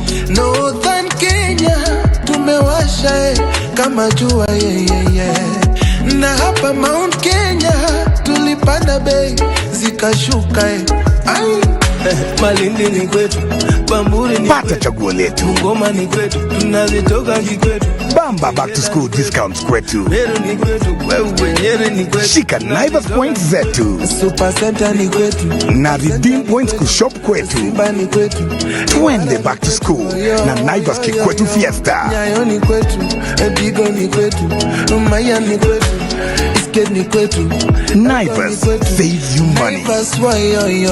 CEO Stories Ajaba. Partly sunny conditions in Nairobi this morning at 19, highs of 24 and lows of 16. We'll see lows of 15 in a mostly sunny Nakuru at 21, going to highs of 25, and it's sunny at 19 in Nyeri with highs of 24. Eldoret will see highs of 25, it's currently sunny at 17. Mombasa sunny at 28 and Malindi is sunny at 30. Kisumu sunny conditions at 24, going to highs of 29. 29 will also be the high in a mostly sunny Kakamega at 23. Into Kampala, where it's partly sunny at 22, we'll see highs of 29, and Monday we'll see highs of 31. In a partly sunny Dar es Salaam, currently at 29. Mogadishu already 29 as well, going to highs of 32. And at 16 degrees, it's mostly sunny in Addis Ababa. We'll see highs of 22. It's cloudy in Lagos at 26 with highs of 33, while Johannesburg is cloudy at 20 with highs of 27. 27. It's cloudy at 24 in Kinshasa with highs of 31 and lows of 24. This morning, it's mostly cloudy in a -2 Paris with highs of 0, while London is cloudy at 3, going to highs of 4 and lows of 2. It's sunny at 1 degree in Beijing, coming down to lows of -5, and cloudy conditions in New York still Sunday nights, coming into Monday, highs of 7 and lows of 0.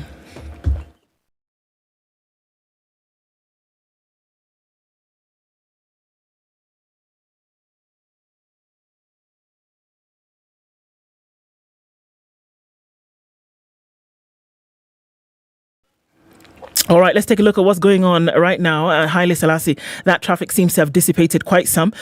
Just movement now, so this is good. No longer a chock-a-block situation. On Jogo Road, traffic is moving now a little bit more freely in and outbound. While coming off of that Muthaiga Square area, it's okay now. And the traffic, everybody has gotten where they're going, assumedly. Coming off of Kiambu Road. And Wayaki Way, it's not looking too bad. As you come off Chiromo, heading out to the city, past the expressway entry, you should be all right. But there's some traffic there as you approach Chiromo onto that junction, heading out towards Parklands. So that's what looks busy now. Apart from that, we should be fine. Uhuru High will take some hits here and there at your junctions, but I think more or less we'll be all right coming out of traffic hour. Talk to us through the morning on SpiceFM KE on X.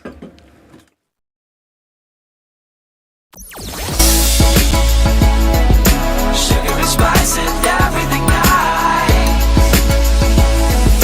Spice FM. Spice up your life. Mature, intelligent talk every morning. Spice up yourself.